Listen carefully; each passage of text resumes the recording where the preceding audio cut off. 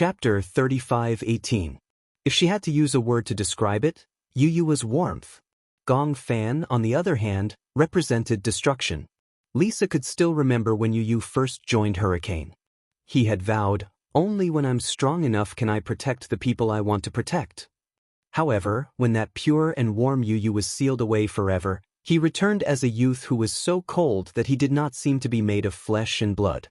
Only when I'm strong enough can I prevent my fate from being dictated by others.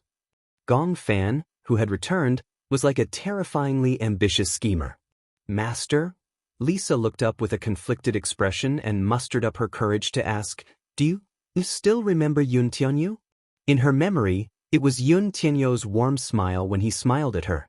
However, when their gazes met, the Yu reflected in her eyes had become so cold. Gong Fan turned around expressionlessly and raised a brow. "Who is Yun Tianyu? Should I know him? Have you forgotten? You don't remember at all?" Gong Fan's voice was as cold as ice. "There's no such name in my memory. Therefore, he should be an insignificant person who was not worth keeping memories of." Lisa weakly smiled. "If you don't remember, then forget it."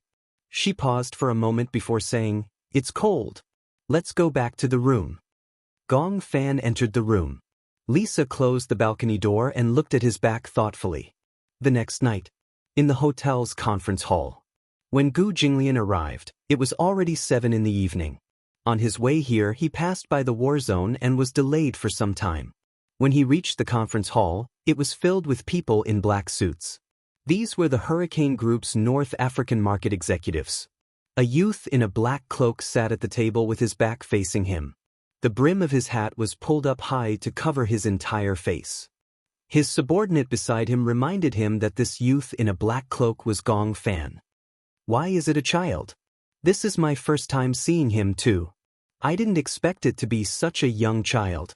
Just as Gu Jinglian was about to walk in, one of his subordinates pulled him back and said worriedly, "Mr. Gu, I'm worried that this is a trap." It was said that there were very few people who had seen Gong Fan's face. Most of the people who had seen him in person no longer existed. One could imagine how ruthless this child was. He was simply like the Grim Reaper. "So what?" Gu Jinglian looked back and said coldly, "From the moment I stepped into North Africa, I had already entered Hurricane's territory. Since we're already here, let's take things as they come." Gu Jinglian walked in and sat down at the table. Hearing the footsteps behind him, Gong Fan slowly turned around and looked at him. His lips curled up coldly. "You're 3 minutes late." Gu Jinglian raised his eyebrows but did not think much of it. "So, is there any punishment for being late?" "That depends on your performance." The youth's voice was very cold. He raised his hand and a man beside him immediately walked over and handed him a document. Gong Fan pushed the document in front of him and said lightly, "You should have already read this agreement." "Yes, I have." Gu Jinglian's gaze fell on the document and he laughed mockingly. "So, you invited me here not to negotiate with me at all, but to let me sign my name directly." Chapter 35:19.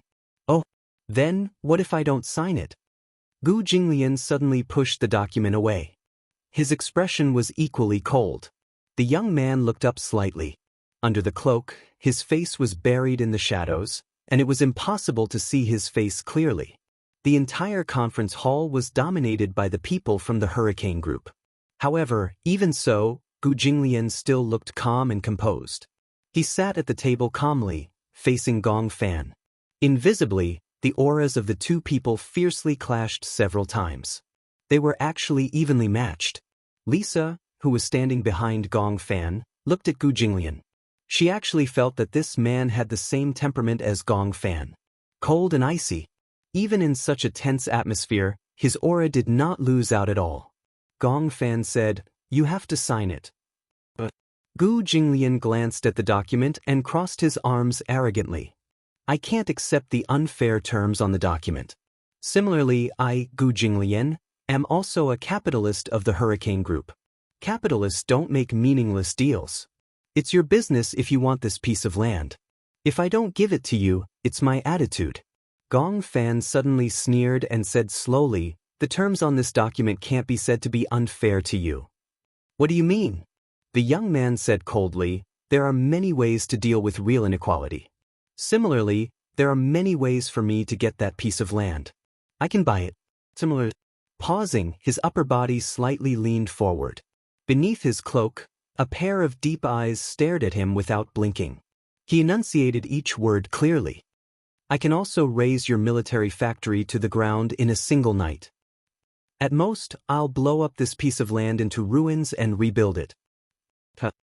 Gu Jinglian frowned and narrowed his eyes. However, the corners of his lips curled into a mocking smile, and he let out a contemptuous sneer. "Are you threatening me? That depends on what you think. You can't threaten me with just you." Gu Jinglian mocked. "The Hurricane Group is so powerful. Why would they go against the Gu family? There are so many pieces of land in North Africa, and you picked the one in my hands? Cut the crap." A man beside Gong Fan slammed the table and angrily pointed at Gu Jinglian, saying, "You have to sign today whether you want to or not. Otherwise, don't even think about leaving." Before he could finish his sentence, Gu Jinglian gave him an impatient look. The mercenaries behind him immediately stepped forward, took out their guns, and aimed between the man's eyebrows. With a bang, they fired.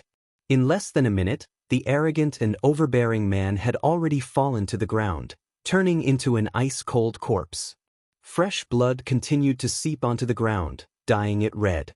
The man's eyes were wide open. Even in death, he maintained an angry expression. Gu Jinglian said coldly, "No one has the right to interrupt me when I'm speaking." Gong Fan glanced sideways dangerously and frowned slightly. Behind him, the mercenaries of the Hurricane Group immediately raised their pistols and aimed accurately between Gu Jinglian's eyebrows. The mercenaries behind Gu Jinglian immediately raised their hands and aimed their submachine guns at Gong Fan. In an instant, the two sides faced each other with swords drawn. However, Gong Fan, who was pointed at by dozens of guns, still sat motionless on the chair without any fear. Chapter 35:20. Gong Fan glanced at the mercenaries behind Gu Jinglian from the corner of his eye. He glanced sideways and signaled with his eyes. Lisa, who was behind him, immediately understood. Facing so many mercenaries from the Gu family, she walked calmly to the mercenary who had shot Gong Fan's subordinate. She grabbed his throat and twisted it tightly with her knuckles. That mercenary couldn't help but smile mockingly. The person standing in front of him and strangling his throat was only a girl of about 10 years old. She had such a small figure, especially her hands, which were small and thin. Did she think that she could break his throat? What kind of joke was this? However, before a mocking laugh could come out of his throat, Lisa's fingertips were filled with strength. She suddenly released her grip and the mercenary's throat was broken. A crisp crack sound was heard. It was extremely crisp and clean. In the next second, the mercenary didn't even have time to resist. His body fell down and leaned against the wall weakly. He twitched violently and stopped moving. She killed without spilling blood. With just one hand, she ended the life of an adult mercenary. A little girl under Gong Fan actually had such terrifying combat power. In an instant, everyone was even more vigilant. However, they saw Lisa return behind the youth. She lowered her eyes and the hostility on her face gradually faded. She was like a killing machine, ready to be ordered at any time. And the only master in her eyes was the silent youth sitting in his seat. Gu Jinglian narrowed his eyes slightly. However, he heard Gong Fan's low voice slowly ring out. "Gu Jinglian, you and I are both capitalists. Since we are capitalists, we will never do a business that is at a loss. In other words, you hurt my subordinate's life. Naturally, you have to use your subordinate's life in exchange." When Gu Jinglian heard this, he was slightly stunned. Then, his lips curled up into a smile. "You are so young, but you are so arrogant. Such ruthless methods are really not simple." However, Gong Fan sneered. "You dare to go against me. You are not simple either." His arrogant tone didn't give in at all. The two of them sat opposite each other. Their auras clashed, but for a moment, it was hard to tell who was superior. Although the scene was deathly silent, the shadows of swords and sabers could be seen everywhere. Gu Jinglian was the first to break the silence. "Since I dared to come here, I have some confidence. This hotel has long been surrounded by the hurricane group's people. I'm afraid it'll be difficult for me to leave. Gong Fan remained silent. Gu Jinglian continued, Hurricane Group wants to buy the land in my hands for nothing more than to develop the Heavenly Eye project. If this land is used as a test site, with its unique electric energy field, it is indeed the best choice. However, I will not sign this agreement. Of course, I don't have to worry about you razing my factory to the ground. Gong Fan raised his eyebrows but did not think much of it. How do you know? Gu Jinglian inched closer to him and gave him a devilish smile. He enunciated each word clearly. Because there are thousands of fuses buried under this ground. Once one is touched, it will instantly detonate the explosives buried underground. When that happens, it will be like dominoes. Everything within a radius of a few hundred miles will be devastated. After a pause, he said meaningfully, you can try blowing one up. Gong Fan's usually cold and dead face finally revealed a slightly stunned expression. He didn't expect Gu Jinglian to be so generous as to bury so many explosives underground. Chapter 35:21. Gu Jinglian said casually, even if you spend a lot of effort to rebuild it, this explosion will definitely destroy the electromagnetic field here. In that case, this piece of land will be completely destroyed. Even though this was not a big deal to the rich and powerful hurricane, this was the only place in the entire world where the electromagnetic field was unique. Other than here, there is no other magnetic field station. Gong Fan narrowed his dark eyes slightly, and his body overflowed with hostility. The air seemed to freeze because of this, and it was suffocating. How much explosives did you bury? Gu Jinglian smiled leisurely. It's enough to blow up an entire Atlanta island. Impossible. The power of explosives alone would never produce such a strong explosive force. It's impossible, but you seem to have neglected that other than explosives, there is abundant natural gas underground. A year ago, Gu Jinglian had already expected this. At that time, Hurricane had already set their eyes on this piece of land. After exploration, the rich natural gas and oil underground became the target of many capitalists. Therefore, he buried tons of explosives in advance. Explosives were not scary. What was scary was the natural gas. When it encountered explosives or open flames, there would be no life within a radius of hundreds of miles. In just a moment, the initiative of the situation had been overturned. Gu Jinglian had the absolute right to speak. In other words, it was either you don't covet this piece of land of mine, or you can openly snatch it or raze it to the ground. At worst, we'll die together. The Gu family would only lose a piece of land, but the Hurricane family would lose the only electromagnetic field station in the world. It had to be said that Gu Jinglian was very shrewd. He knew how to grasp the pros and cons. He hit the nail on the head and took the initiative from the passive side. When Gong Fan heard this, he was silent for a long time. Then, he suddenly curled his lips and let out a cold laugh. Rumor has it that the head of the Gu family is young but ruthless. Today, I have experienced it. Gong Fan paused, but his eyebrows were slightly furrowed. However, it is said that you have a 7-year-old son named Gu Qingzi. Before he finished speaking, Gu Jinglian's face suddenly froze. Other than that, you also have a wife named Chu Ho. However, Chu Ho's background was not as simple as the information stated. She should be the former Interpol's top anti-crime inspector. Who would have thought that she would be married to the capital's #1 heiress? How ironic. Gu Jinglian's eyes flashed with a cold light. Gong Fan observed his reaction seriously and immediately became interested. What? You seem to care a lot about them? Gu Jinglian did not say a word, but his eyes were cold and vigilant.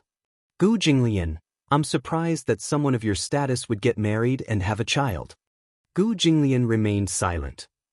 Rumor has it that the head of the Gu clan is heartless and cold. Gong Fan leaned slightly against the back of the chair and said lightly, with your status, if you have a weakness, it will inevitably be a hindrance. Do you need me to get rid of them for you? Gu Jinglian immediately said coldly, how dare you? Gong Fan said casually, I'm just being kind. I don't want these 2 extra people to drag you down. With your status, if you have concerns, it means that you have a weakness. Such a weakness will definitely become a stumbling block for you. Chapter 35-22. After a pause, Gong Fan rested his chin on his hand lazily and enjoyed Gu Jinglian's livid expression. He said slowly, "Look, if I use your wife and son's lives to threaten you to sign this agreement, will you sign it or refuse to sign it?" His tone seemed calm, but it was full of threat. Gu Jinglian glared at him. His hands on the table gradually clenched into fists. He clenched his fists tightly and revealed his sharpness. Behind Gong Fan, the sound of a gun being loaded gradually came. If he dared to make any moves, he would definitely be shot to death on the spot. "You're threatening me." "That depends on whether you're willing to accept my threat." Even if he had to fight to the death, Gong Fan was determined to take down this experimental base station. The success of the Daoist plan depended on whether this piece of land could be successfully acquired. Therefore, to Gong Fan, this agreement was no ordinary agreement. Gu Jinglian suddenly let out a cold laugh. "Why should I believe you? If I sign this agreement, will you let my wife and son go?" Compared to the Gu family, the Hurricane Group's methods were even more ruthless and unscrupulous. So what if he signed this agreement? Since Gong Fan had investigated Gu Qingze and Chu Ho's information and even knew their movements, he could pose a threat to them at any time. Let's not talk about the distant, but the near. Now, even if he signed the agreement, he might not be able to leave alive. Before this negotiation, Gu Jinglian and Gong Fan each had a chance of winning. They were very conceited that they could win this battle. However, they each miscalculated. Gong Fan did not expect that Gu Jinglian would bury so many explosives under this piece of land. And Gu Jinglian did not expect that in such a short period of time, Gong Fan had already investigated Chu Ho and Gu Qingze's identities and backgrounds. In the face of the powerful Hurricane Group, the Gu family's last bargaining chip was not very persuasive. Gu Jinglian slowly closed his eyes. It was lonely at the top. With his status, falling in love was tantamount to touching the door of death. Wandering in such a bloody storm, what one feared the most was having one's weakness grasped by others. This inch of weakness was enough to be fatal. Therefore, he had always maintained a distant relationship with women. Even though he had had women before, without exception, he had never fallen in love. He knew very well that if he were to fall in love with her, it would undoubtedly expose his Achilles heel. Despicable. "Yes, I'm despicable," Gong Fan sneered. "Could it be that this is the first time you've seen Hurricane's way of doing things? I've never claimed to be a gentleman. I'll do whatever it takes to achieve my goals. That's my style of doing things." His gaze fell on the agreement again and he said casually, "Sign it." "Don't worry, I don't like to shoot from the back. If you sign him, I'll let you leave North Africa safely." Gu Jinglian was so angry that he laughed and gritted his teeth. "Then how should I thank you?" He took the agreement and held the pen in his hand. Looking at the column of the agreement, he said, "Permanently cede the ownership of 500 mu of land in Nufelu." His eyes were almost overflowing with scarlet. "What? I can't accept it." Gong Fan raised his eyebrows casually. "Look, what an angry expression. But I like it." Chapter 35-23. Lisa stood behind Gong Fan. Every word that came out of his mouth did not sound like something a person of flesh and blood would say. Even an emotionless killing machine like her felt a chill run down her spine when she heard these words. The bright and sunny Yu of the past seemed to have disappeared from this body forever.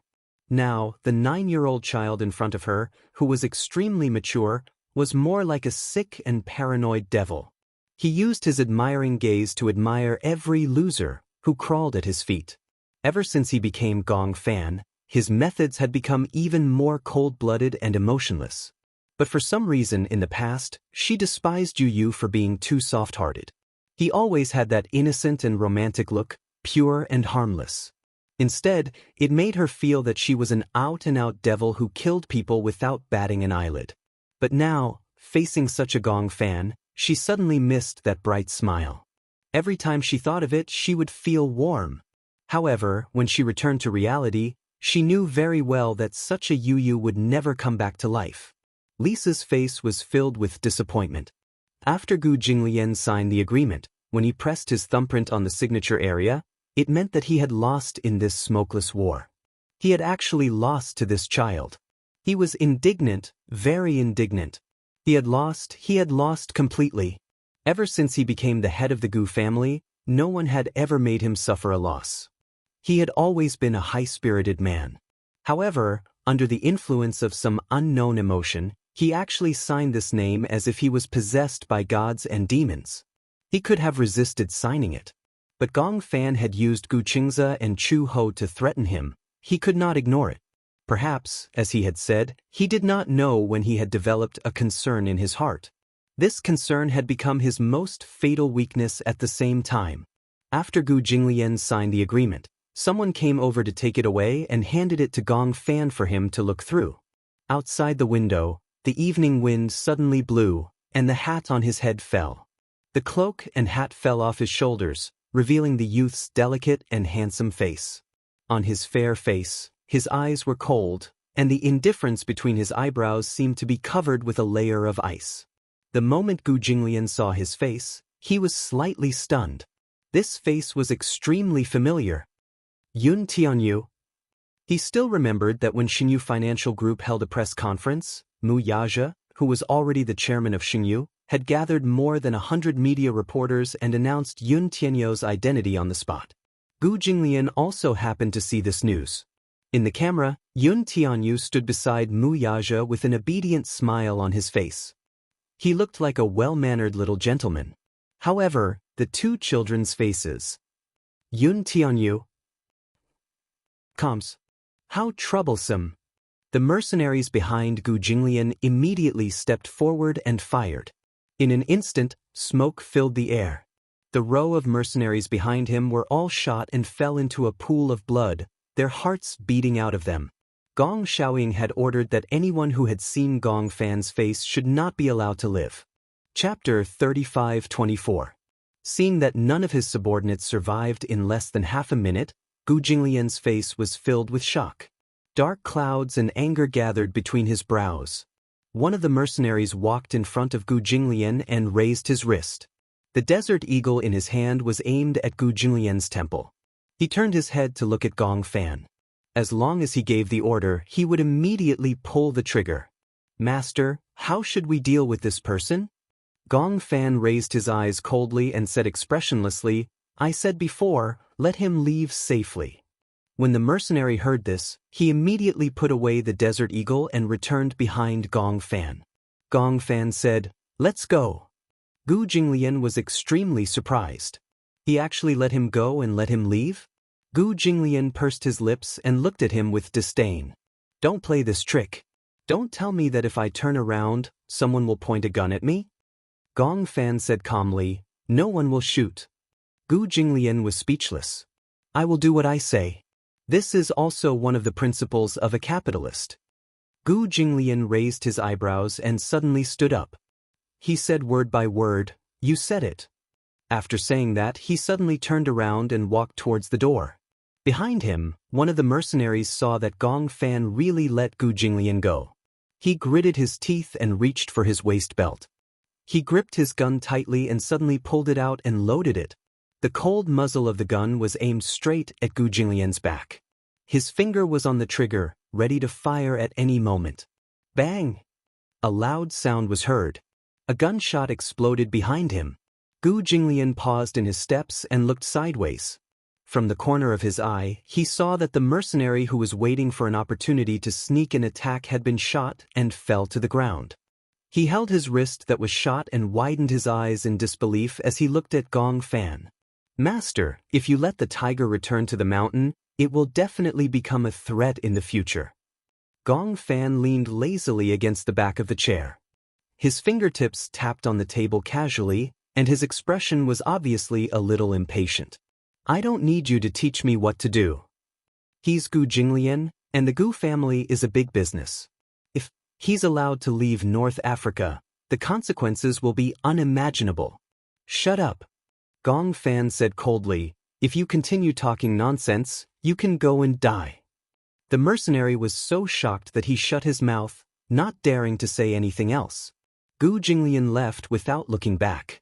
Gong Fan slowly stood up, put on his hat, and walked towards the door. Lisa immediately followed. In the car, the two of them sat in silence. Lisa turned to look at the side of Gong Fan's face and clenched her fists tightly. When she thought of his cold words and actions at the negotiation table earlier, she hesitated for a moment. She suddenly tried to say a name. Xianxia.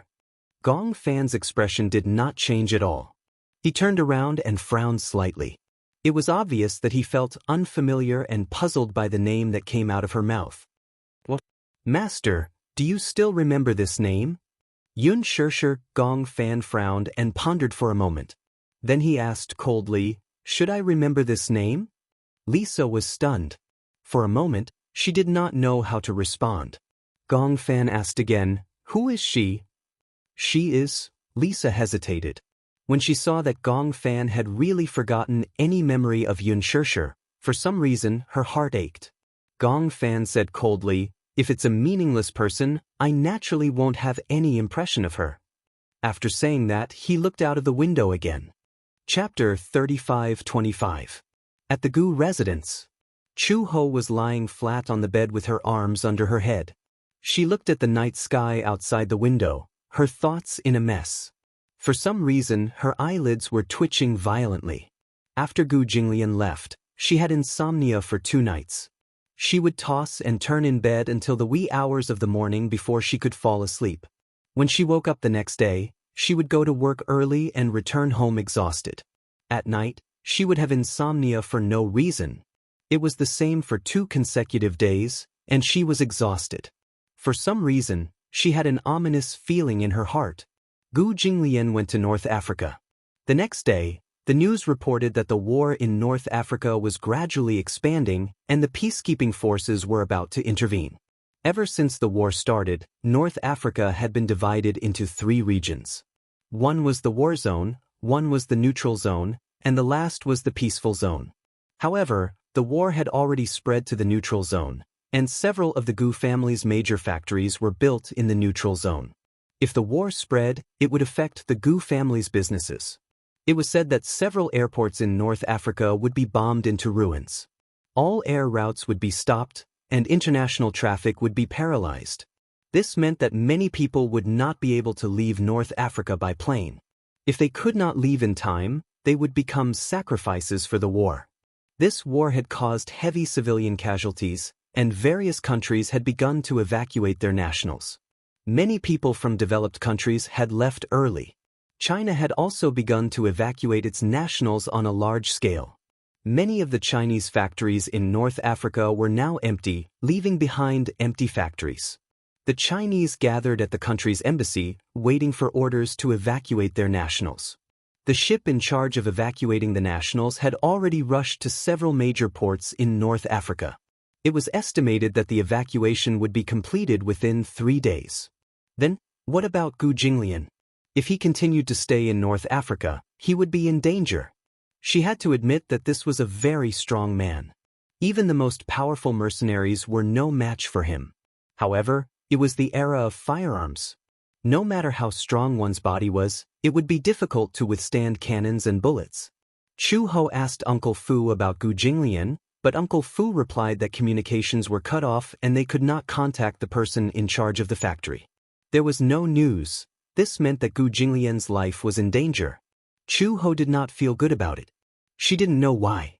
She clearly hated this man, but at this juncture, she was actually worried about him.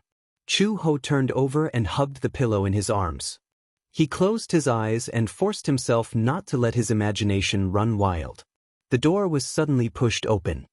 Butler Fu rushed in with a panicked expression and said in a panic, "Chu He, something's wrong." Chu Ho suddenly sat up from the bed in shock and stared at him in a daze. When he met Uncle Fu's panicked gaze, the uneasiness in his heart suddenly expanded to its maximum. "What?" "I've received news that the Gu family's business in North Africa has been taken over by hurricane. All the employees who stayed behind in the factory have been expelled. He even said that the mercenaries who followed Master are all gone." "It's gone?" "Yes," Uncle Fu nodded, his voice trembling. "I heard that Master signed an agreement. When the negotiation ended, the dozens of mercenaries he brought with him were all shot dead on the spot. He was dumbfounded by his words. Chapter 35:26. Why did he sign that agreement? Ho was a little confused. Gu Jinglian mentioned this to me. He said that he would not give up this business to Hurricane no matter what. Why did he sign the agreement? Uncle Fu's face twitched violently. He clenched his fists and said with some difficulty, "My men told me that Hurricane is using Xiao Bao and you as a hostage. If you don't sign the agreement, I'm afraid that it will be disadvantageous to you. Old Master might be worried about you, so..." When Chu Ho heard this, he was stunned. The corners of his lips twitched, but he still didn't believe it. That's impossible. Gu Jinglian is such an arrogant person. How could he give up such a big business for Xiao Bao and me? Uncle Fu sighed and said, "Chu Ho, you might not be able to do it, but the onlooker sees more clearly. In Old Master's eyes, you are different from others. Maybe you think that Old Master is arrogant, but from what I see, ever since Xiao Bao came to the Gu family, Old Master has changed a lot." Chu Ho was speechless for a moment. Even though Old Master might not be like other fathers, and he might not be as gentle or patient, but he cares a lot about anything that threatens Xiao Bao. Old Master is not good with words, but that doesn't mean that I'm not a good father. Uncle Fu continued, "Old Master cares a lot about Xiao Bao. That was why he forced you to sign that agreement and threatened you to give up Xiao Bao's custody. If you were determined not to sign it, Old Master could have forced you to give in. However, he took into consideration the feelings between you and Xiao Bao, so he allowed you to stay in the Gu family. He even got a marriage certificate with you. Maybe it's hard for you to believe that a man like Old Master would fall in love with any woman. But from what I see, he really treats you differently. Maybe you are really special to him. With Old Master's temperament, he was destined not to be like other people, falling in love to the point of death. However, a person like him would never allow anyone to threaten his family." Chu Ho's lips suddenly trembled. She suddenly stood up, but her expression was surprisingly calm. "Uncle Fu, were all the airports in North Africa destroyed? Are you going to North Africa to find him? Answer my question first." Uncle Fu was stunned. He immediately nodded and said, "Yes. Then, how can we get to North Africa?" "You can use a freighter," Uncle Fu said. "The Gu family has a batch of firearms that are about to be shipped to North Africa, but it's a single flight. There's no return flight." "Solo flight?" "Yes, it's very difficult to enter and leave North Africa now. The situation is tense. This cargo ship was sent by the North African military, so it's only a single route." "When are we leaving?" Uncle Fu finally couldn't take it anymore. "Chu Ho, don't take the risk. Tonight or tomorrow night?" Today, tonight." Chu Ho raised her eyebrows in understanding and said, "Help me pack my luggage. I'm leaving tonight." Uncle Fu was shocked. "Are you crazy? It's too risky for you to go to North Africa now." Chu Ho said firmly, "I want to bring him back." "It's too risky. Chu Ho, don't be too rash." Chapter 35:27. Uncle Fu wanted to say something, but Chu Ho suddenly turned around and grabbed him by the collar. She said word by word, "Uncle Fu, let me tell you. Although I may not be Gu Jinglian's match in terms of fighting skills, I've been through a lot. But in terms of experience, I once crossed the battlefront alone and safely brought a hostage out of the center of the war. I was also chased by the enemy when I was on a mission. I was seriously injured, but I still managed to pass through the rainforest. Before I joined Interpol, I also joined the peacekeeping force. I'm very familiar with the terrain of North Africa. Gu Jinglian can't compare to this experience." Uncle Fu was so frightened by her hostility that he didn't say a word. Chu Ho stared at him and suddenly laughed coldly. "But, do you think I want to take this risk? If Gu Jinglian dies in North Africa, it has nothing to do with me. But he's Xiao Bao's father. I can't sit back and do nothing when there's no news of him." "How are you going to find him?" Uncle Fu said, "North Africa is so big and there's war everywhere. How are you going to find him? And how are you going to bring him back?" "North Africa is very big, but you said that Gu Jinglian is in neutral territory. Then at least the range is locked in. If war breaks out, then other than the asylum station, the embassy, and the Prime Minister's residence, we can eliminate them one by one. Then we can locate his location.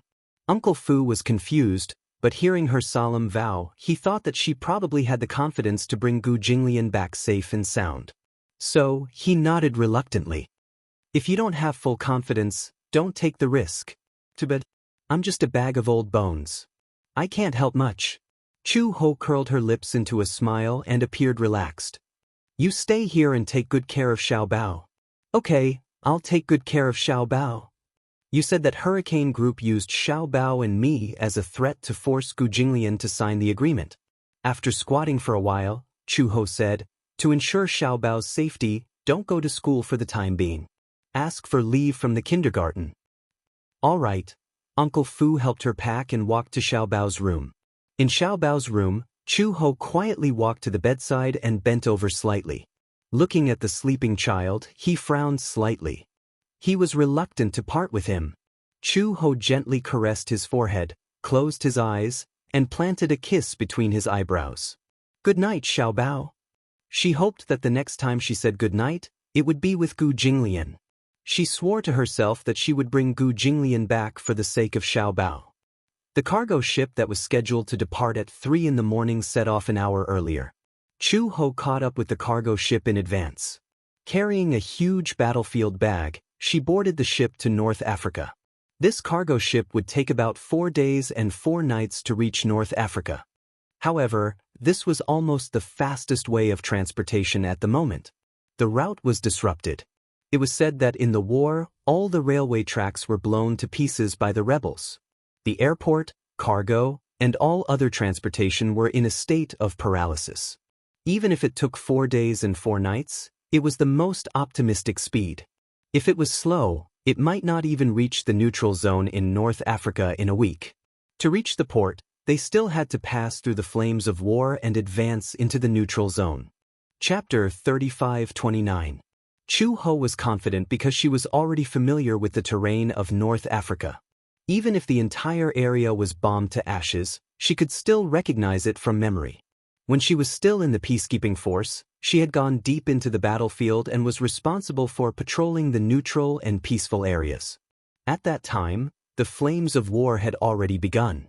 However, in the blink of an eye, many years had passed, and the war still showed no signs of stopping. Even though the ceasefire agreement was signed 3 years ago, it had only been a year since the ceasefire, and local wars were still reignited. Now, it had become an international war. She could not help but suspect that Hurricane Group was fanning the flames. Hurricane Group had the ability to control the situation.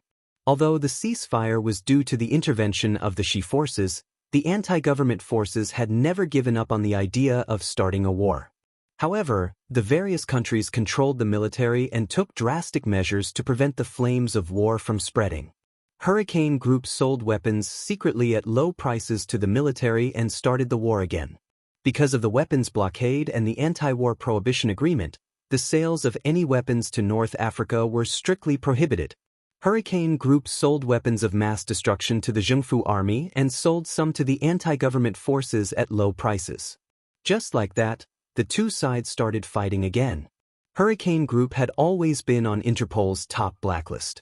Gong Xiaoying and Gong Jie had always been at the top of the blacklist. However, with Hurricane Group's great influence and stable position, Interpol did not even have the ability to interfere. Hurricane Group was too powerful and had always been regarded as a thorn in the side of the various countries. However, no one could defeat it. The cargo ships sailed on the sea. Chu Ho stayed in the cabin. Outside the window, there were black men walking around. These were the Zhengfu army, responsible for escorting weapons. Part of North Africa used to be civilian land, so the official language was English. Chu Ho's English was first class. However, it was a special period now, so it was better not to walk around the cabin so as to avoid causing trouble. The journey at sea was especially slow. Every day was very torturous. After a short period of adaptation, Chu Ho overcame many obstacles. At first, she was not used to it. In addition, The food on the ship was difficult to describe in words.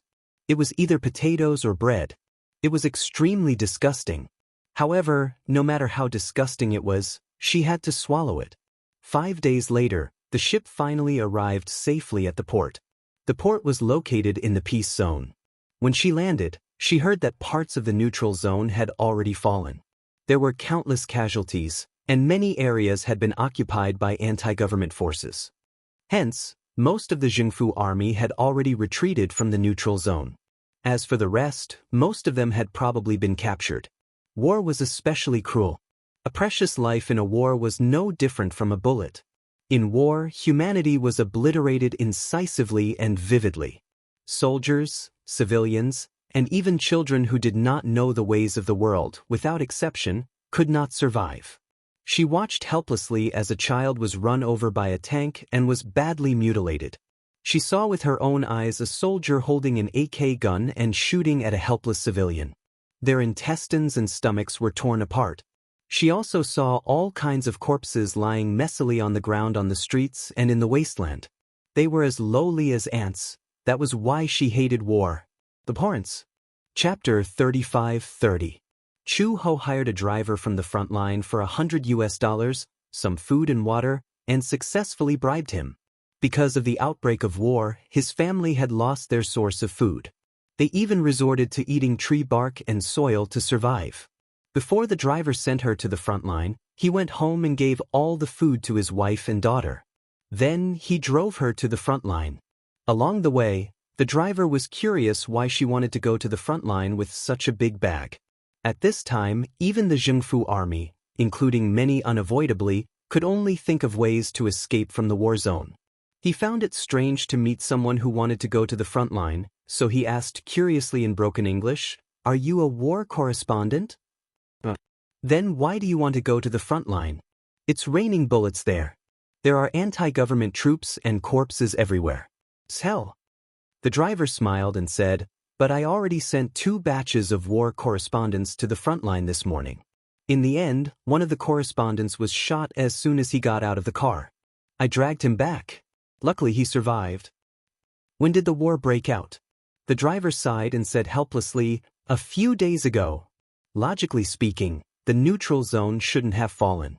But because of the war between the two sides, the situation expanded. Coupled with the intervention of other countries, the neutral zone was about to fall. Now, has the neutral zone fallen? What about the personnel from the other countries? They've all evacuated. Do you know about the military factory in Worth? Worth? You're going to Worth? Worther has been shut down. All the factory workers have been dismissed. Many of the employees are locals. Those who can evacuate have already evacuated. Those who didn't manage to evacuate in time are trapped there. Chu Ho was speechless. She planned to go to Worth first, which was the Gu family's military factory. Then she would follow the factory and search from other routes. Uncle Fu was also trying to contact Gu Jinglin. Although they had lost contact, they might be able to locate him. It started to rain heavily. From Tripoli to Sirte, it took more than 4 hours to drive along the coast. The road was muddy and overgrown with weeds. It was very difficult to walk. In the evening, the heavy rain made the road even more bumpy. In addition, there were no street lights, so it was pitch black ahead. One of the car's high beam headlights was also broken, so it was difficult to illuminate the road ahead. The chauffeur suggested, "Why don't we make do for the night and leave when the sun rises?" "Are you tired?" "I'm not tired. At night, you won't be able to see the road ahead clearly. You might encounter an ambush. It's very dangerous." Chu Ho nodded in tacit agreement. On the way, they came across a rundown hotel. Chu Ho carried his bag and entered the hotel with the driver. When the owner saw the door being pushed open, he instinctively hid behind the counter, trembling in fear. In the past few days, there had been no end to the war. Many soldiers had come to rob the place. Because of this, everyone was on high alert. The driver quickly said, "We're not soldiers. They're civilians." The owner heaved a sigh of relief and said, "The hotel is closed. We have to pack up and leave tomorrow morning. This place is full of anti-government troops. How dare you come here?" Chapter 35-31. When the boss saw the money, he nodded and gave them the keys. Chu Ho and the driver were in 2 rooms. The hotel there was cheap, but the environment was quite bad. When she opened the door, she saw the dilapidated facilities. There were bullet holes on the wall from submachine gun shots. It was a scene of devastation. She locked the door from the inside and walked into the room. A foul smell assailed her nostrils. There was a musty smell on the bed. Chu Ho sniffed it. It was not hard to tell that it was a mixture of blood and sweat that had accumulated over a long period of time. There were no windows in the room and it was airtight. Hence, the musty smell was very strong. The bathroom was dirty and messy. However, it was better than sleeping outside. Chu Ho threw her bag on the bed and leaned against it. She hugged her chest and closed her eyes. In the middle of the night, there was a sudden movement at the door. She was always alert and immediately noticed the strange movements at the door. The lights were on in the room. She opened one eye gently and saw that the door was pushed open. 2 heads were moving around outside the door as if they were checking out the situation in the room. Chu Ho did not make a sound and pretended to be asleep. When the 2 people saw that she was asleep, they crept into the room quietly. When the 2 of them were exposed to the light, Chu Ho recognized them immediately. They were the driver and the boss. The 2 of them were communicating in the local dialect in a low voice. They knew that Chu Ho could understand English, so they communicated in the local dialect. However, they probably did not expect that Chu Ho, who often traveled in and out of North Africa, had a rough grasp of the local language. This woman seems to be very rich. Do you see that bag? It was the driver's voice. I see a lot of food, water, and a lot of cash in the bag. How much is there? There must be tens of thousands of US dollars. Oh my God, the boss gasped. That's a big piece of meat. Chu Ho suddenly understood that the driver and the boss knew each other. Perhaps they were in cahoots. She went through the whole process. When they arrived, the driver took the initiative to ask to stay at a hotel for the night. As luck would have it, he ended up in this hotel.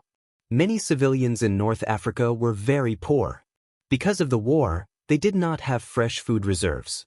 Therefore, violent incidents of robbing Chinese shops were endless. The driver probably saw that she had money and a lot of food on her, so he had evil intentions. Chu Ho remained motionless. They did not realize that she was actually awake and thought that she was sleeping soundly. Therefore, they crept closer to the bed and saw that she was using her bag as a pillow. If he wanted to take her bag, he would definitely wake her up. The 2 of them exchanged glances. The driver signaled with his eyes and reminded them, "Kill her." The boss nodded and cocked his gun. However, his peripheral vision inadvertently fell on Chu Ho's face. He was shocked to find that her eyes had suddenly opened.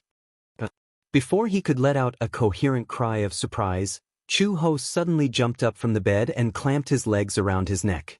With a scissor kick, he flipped him onto the ground. When the driver saw this, he reached out to snatch her bag. Chu Ho sensed the movement behind her. She glanced at him coldly from the corner of her eye and gave him a roundhouse kick. The swift and fierce kick sent him to the ground. Chapter 35-32. The boss quickly picked up the gun and loaded it.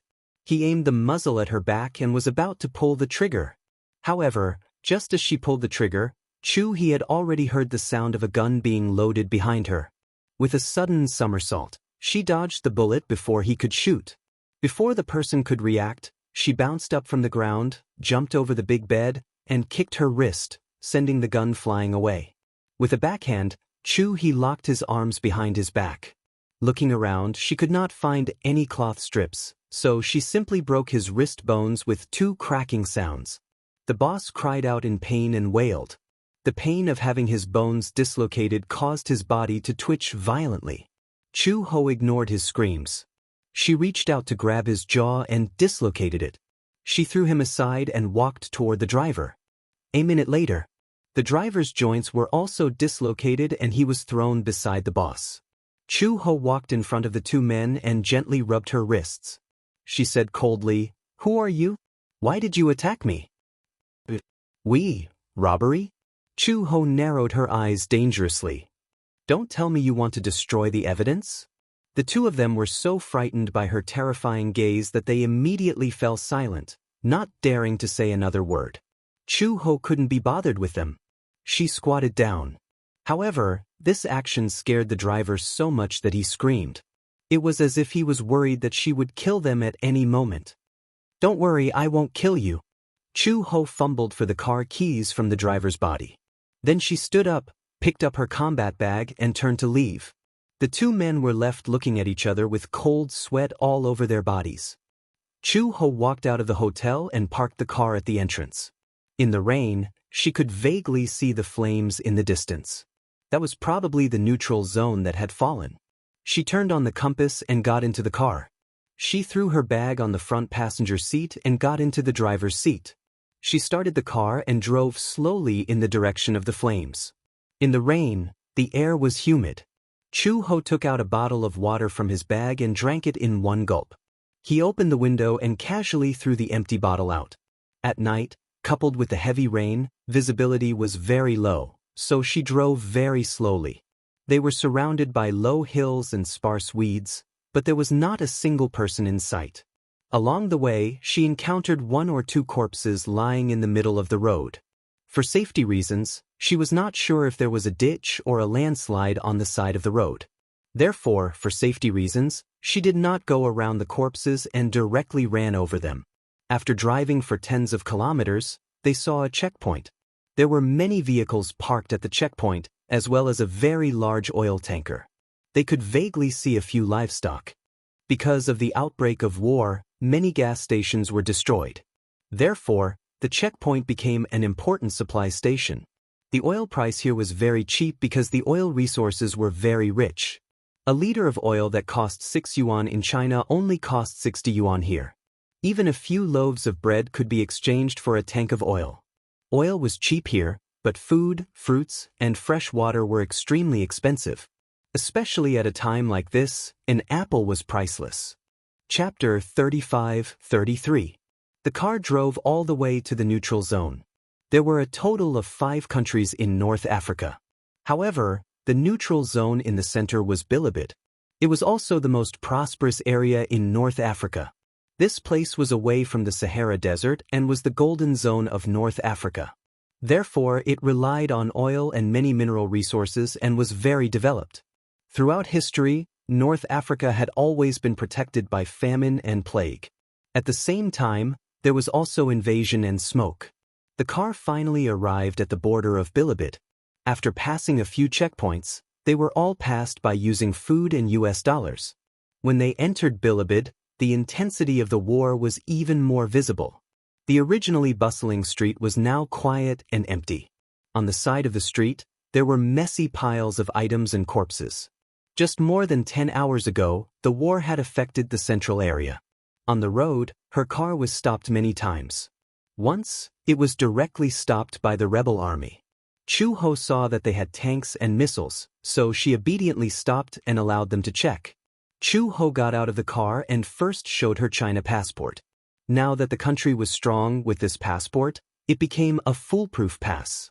As long as she showed her passport, she would not be troubled. Then Chu Ho stepped aside and let them check the car. However, there were only some daily necessities in the bag and nothing else was found.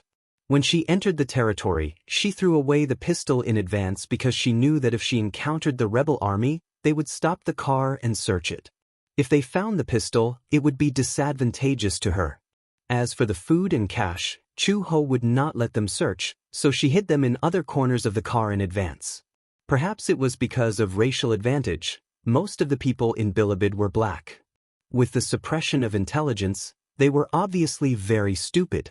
Therefore, they did not find any food, so they let her go. It was not that Chu Ho looked down on them.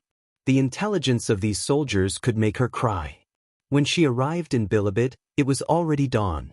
She found an international hotel and made do for the day. After resting for a few hours, she continued to advance toward the center of the war. The war spread to Bilibid, and many cities in Bilibid fell. The Worth factory was one of the few cities that fell. Worth was in Jamal, Bilibid, which was dozens of kilometers away from the capital of Bilibid. She rested well, filled up her fuel tank, and set off again until she reached the border of Jamal City. As night fell, she bypassed the checkpoint and entered the city through another gap. She was quite familiar with the terrain here, so she avoided many war zones along the way and avoided many unnecessary troubles.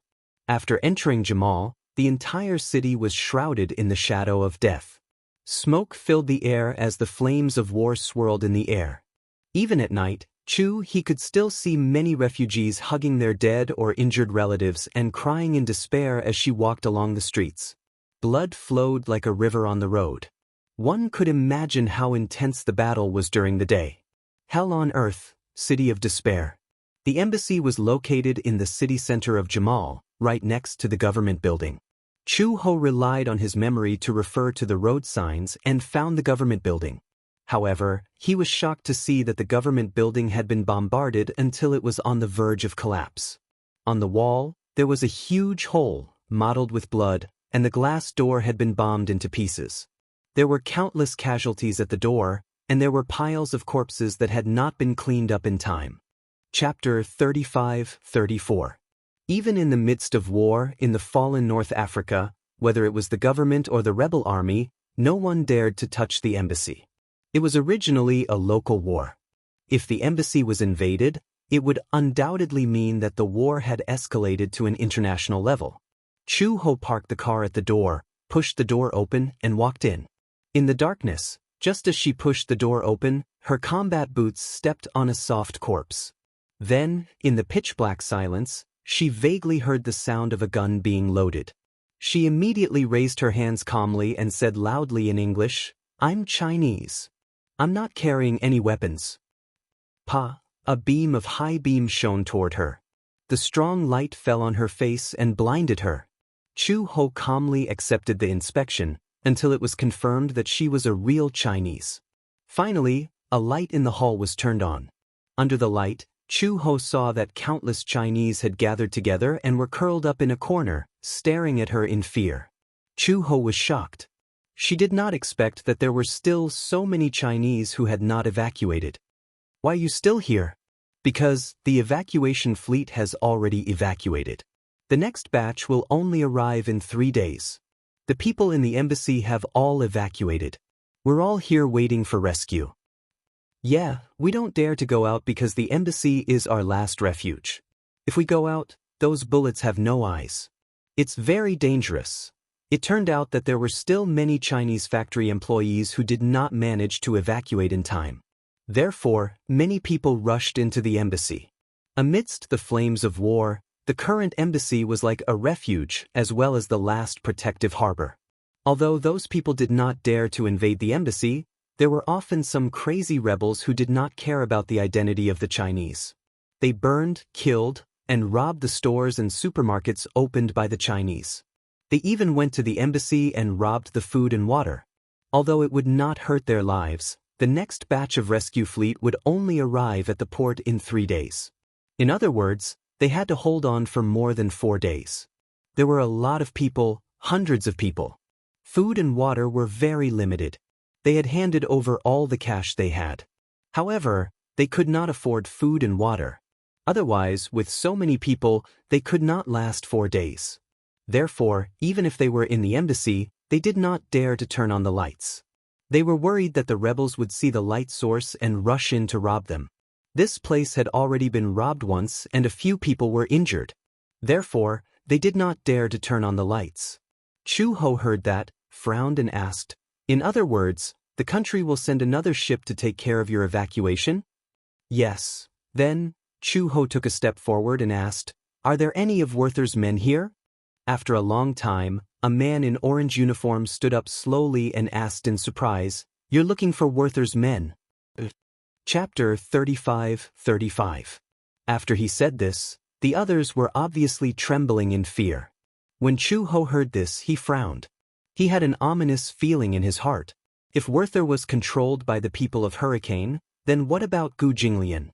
She scanned the crowd but did not find him. Such an eye-catching man, even if he was thrown into the crowd, he would be found at a glance. Even if she did not find him, he would stand up and show himself when he saw her. But she did not see him. This meant that he was not here. Chu Ho asked again, "You said that all of Werther's employees are here?" The man hurriedly explained, "No, only 2/3 of them are here. The other 1/3, more than 100, are trapped in the war zone. When they left Werther, the rebel army had already taken over the entire villa. That area has been sealed off by the rebel army. It's the center of the war. I'm going to find someone now." Chu Ho said again, "His name is Gu Jinglian. Where is he now? Is he also trapped in the war zone?" Everyone was shocked and looked at each other. The man asked in surprise, "Gu Jinglian isn't that our boss?" "Yes, Sugu, why are you looking for our boss?" Chu Ho said, "He's my husband. I heard that North Africa has fallen, so I came here to look for him." Chu Ho stood up straight and looked around. He said calmly, "I need someone who is familiar with the terrain of Jamal to take me to the war zone to look for someone. Is anyone willing to come with me?" "Don't go." The man immediately said, "Miss, I don't know if what you said is true. At least, I've never heard of our boss having a wife. The problem is that the war zone is now full of rebel soldiers. The streets are full of corpses and soldiers. If you go there rashly, you're not looking for someone, you're looking for death. Moreover, all of Werther's people who can come out have already come out. The rest are trapped in the middle of the war. I'm afraid their lives are uncertain. The hope of survival is very slim. If you go now, you'll be wasting your life. My man is not so weak. Your man won't die so easily." Chu Ho, on the other hand, was very confident in Gu Jinglian. Now, there was no news. That was enough to prove that he was still alive. As long as she was alive, she had a reason to take risks. "No one dares to go with you." The man had a timid expression on his face as he trembled and said, "Those rebels are too cruel. No matter who they saw, Caucasian, Chinese, or civilian, they killed them all." What did that mean? If they went there now, they would die. It wasn't easy for us to escape from Worth. We won't risk our lives again. Chu He did not force him to make his stance clear and resolute. After all, being afraid of death seemed to be a human instinct. After experiencing despair, the desire to survive grew stronger. "All right, I'll go by myself." Chu Ho had just turned around when a young man's calm voice came from behind him. "I'll go with you." Chapter 35-36. He spoke fluent Chinese and walked up to her. "I grew up in Jamal, so I'm very familiar with the place. I'll go with you." Chu Ho was a little surprised. She looked behind him and asked, "Where are your parents?" He said that he wanted to go. Perhaps he was naive, but wouldn't his parents stop him? The young man's eyes darkened, and his voice weakened. "My parents are already dead." Chu Ho was stunned. The young man pursed his lips, but he didn't cry. He gritted his teeth and said, "They were killed by the rebels." Chu Ho smiled. "Aren't you afraid?" The young man shook his head and said firmly, "I'm not afraid. Anyway, my father is gone, my mother is gone, and my sister." He gritted his teeth and closed his eyes. "They're gone too. I'm alone. There's nothing to be afraid of." Chu Ho seemed to see herself when she was young. In the war, her family was destroyed, and her heart was filled with hatred and helplessness. She smiled and held out her hand to him. "You're so brave. Okay, come with me, but I'll protect you." The young man nodded, held her hand, and followed her out of the embassy, leaving the crowd looking at each other. When Chu Ho left the embassy, she was very cautious. She looked around and made sure that there was no one around before she opened the car door and told the young man to get in and fasten his seatbelt. She quickly got into the car, started the car, and drove in the direction of Werther. "There's no one in Werther now. My father is a worker in Weyert. A few days ago, Weyert was occupied by a large group of armed men. According to the other uncles, they're from the Hurricane Group, not the rebel army. However, they seem to be very powerful. So many Chinese factories were smashed and robbed by the rebel army, but Weyert was the only one left unscathed." Hurricane Chu Ho narrowed her eyes. Uncle Fu said that Hurricane Group used her and Xiaobao to threaten Gu Jinglian to sign the agreement. He had to give up Werther and that piece of land. The losses were heavy.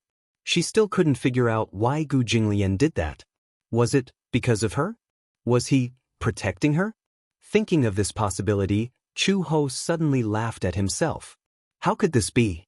This man had always been arrogant and self-righteous. How could he give up such a huge benefit just to protect her? The young man continued, it's very dangerous to drive to Werther now. However, from what I know, there are many China factories in the war zone. Those factories are all state-owned enterprises, so the rebels don't dare to touch them. Some people might be hiding there. Where do we go? The young man pointed at the road sign in front of them. Go to that junction and head south. You are really familiar with the terrain. The young man nodded.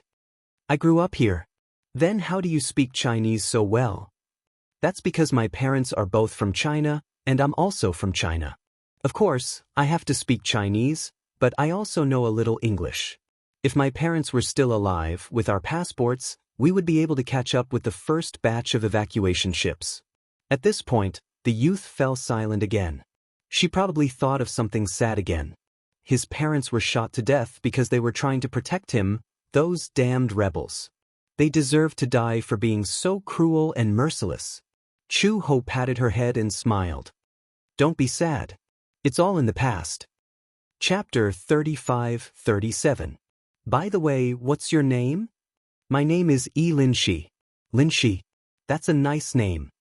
When they reached the intersection, Lin Shi suddenly said, let's take the small path. I know a shortcut. Needless to say, Chu Ho did not dare to drive the car on the main street. She knew that there must be a lot of troops stationed there. Therefore, she followed Lin Shi's directions and drove to the small path. The so-called small path was extremely bumpy and difficult to walk on. The small path in the forest was a muddy path cultivated by the local people. It was not the road paved with cement. With this opening, it was dawn again. Chu Ho did not dare to rest. Although it was dangerous to drive when tired, this was the wild forest. There were wild beasts everywhere. Jackals, lions, cheetahs. It was very dangerous. She drove all the way to the factory that Lin Shi had pointed out. After getting out of the car, she looked around and confirmed that there was no danger before letting Lin Shi get out of the car. At the entrance of the factory, there was no one. There was no sign of life at all. Chu Ho took out the pistol from her waist belt and loaded it. She looked around vigilantly. Her left hand held Lin Shi's hand tightly until they walked into the factory. She pushed the door open. Under the moonlight, it was full of dust. Lin Shi waved his hand and coughed a few times. Chu Ho quickly covered his mouth and shushed him. Don't make a sound. Lin Shi nodded and obediently shut his mouth. He did not make a sound. Chu Ho pushed the door open and walked in. She took out the night vision goggles from her bag and put them on. With this, she could clearly see the terrain even in the dark. Suddenly, two figures appeared in her line of sight. They were hiding behind the wall. They were local black people with guns in their hands. Although they were black, it was difficult to recognize them in the dark. However, Chu Ho's night vision goggles had thermal imaging. Therefore, she saw them at a glance. She immediately stopped in her tracks and said in the local language, "We are not rebels." The black people did not expect her to notice them. They looked at each other but were still vigilant. They tightened their grip on the guns in their hands. Chu Ho did not move forward. Instead, she took half a step back and put away her pistol. She slowly raised her hands to show her sincerity. Don't worry. You are very safe. I won't hurt you. Only then did the few black civilians let down their guard and turn on a lamp. Under the light, He was surprised to find that all the factory employees and civilians who had run over to hide were hiding on the second floor. They looked down nervously. When they saw that it was a woman and a child who came without any armed forces, they let down their guard. Who are you? My husband is. He asked again, are there any Weirts? Co. The man became even more suspicious. Why haven't I heard that President Gu has a wife? We just got married not long ago. Chu Ho saw that he did not believe her, so she provided a few more private information about the Gu family and the Gu Corporation. Finally, the man believed her, but he looked very guilty. Chapter 35-38. It turned out that after Hurricane took over Weyert, All the higher-ups of Wei wanted to cover Gu Jinglian's escape as soon as possible. Unfortunately, they were ambushed by the rebel army and had no choice but to split up. After that, there was no news of Gu Jinglian. When Chu Ho heard this, he frowned. When we split up, how many people did Gu Jinglian have? About 30 people. 5 of them were mercenaries. They were very strong. That means someone is protecting him. Then from what you can see, where could he be now? The man was suddenly in a dilemma. Since you're asking, I can't say. Jamal is not big, but it's not small either. It has a radius of 100 miles. All the communication towers have been disconnected. Co Gu doesn't have a satellite phone with him, so we can't contact him. But I'm guessing that they won't be too far away. After all, the neutral zone has fallen. It's too chaotic outside. Co Gu and the rest should have found a place to hide. Now, other than some of the armed forces, no one else can enter. Waiting for rescue? Who are they waiting for? I heard that everyone in the embassy has evacuated. Some of the Chinese citizens haven't. But the fleet should be here soon. I'm guessing that they'll be heading in the direction of the embassy. Chu Ho immediately interrupted him and said, "The embassy is now sealed off. There are rebel forces outside. It's a war zone. It's very dangerous to walk to the embassy." The man was puzzled. "How did you get in?" "Car." "Cut." That person turned pale with fright. "You just drove your car in so openly? There are so many checkpoints and they're all occupied by the rebel army." "I didn't pass through the checkpoints. I walked through the small path." Chu Ho paused and suddenly sighed. "But the car is out of gas now. Do you have gas here?" "We do." "Are you going to look for Co Gu now?" The man said with a headache, "You can't do it during the day. At night, the war zone stops. During the day, it's chaotic outside. It's too dangerous. Why don't you stay here and rest for the night? When night falls, you can go out and look for him. It's not too late." Chu Ho nodded. "I know." She lowered her head and said to Lin Shi, "Let's rest here for the night." "Yes." Chu Ho and Lin Shi went to the second floor and found a corner. There was no bed, only a mat, and they lay down. At this time, the weather was already a little cold. Just lying on the mat without any shelter, it was inevitable that it would be a bit cold. Lin Shi curled up in a corner, shivering from the cold. Suddenly, a coat covered his body. Lin Shi turned his head and saw that Chu Ho had taken off his thick coat and covered him with it. She only had a combat vest on her body, which was very thin. Lin Shi's heart warmed. He was a little touched, but he asked uneasily, "Aren't you cold?" "It's not cold. I'm used to it." She had experienced even more difficult environments. Compared to the time when she had to walk in the humid rainforest, this environment paled in comparison. She lay down, but from the corner of her eye, she saw Lin Shi move closer to her. He covered her with his clothes and hugged her tightly. Chapter 35-39.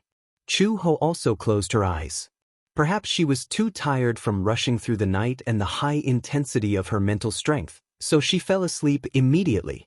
He actually fell into a deep sleep. When she woke up again, she was called by Lin Shi. Chu Ho opened her eyes and saw the black muzzle of a gun. The hole in the distance was emitting cold air. Almost instinctively, she grabbed the gun at her waist.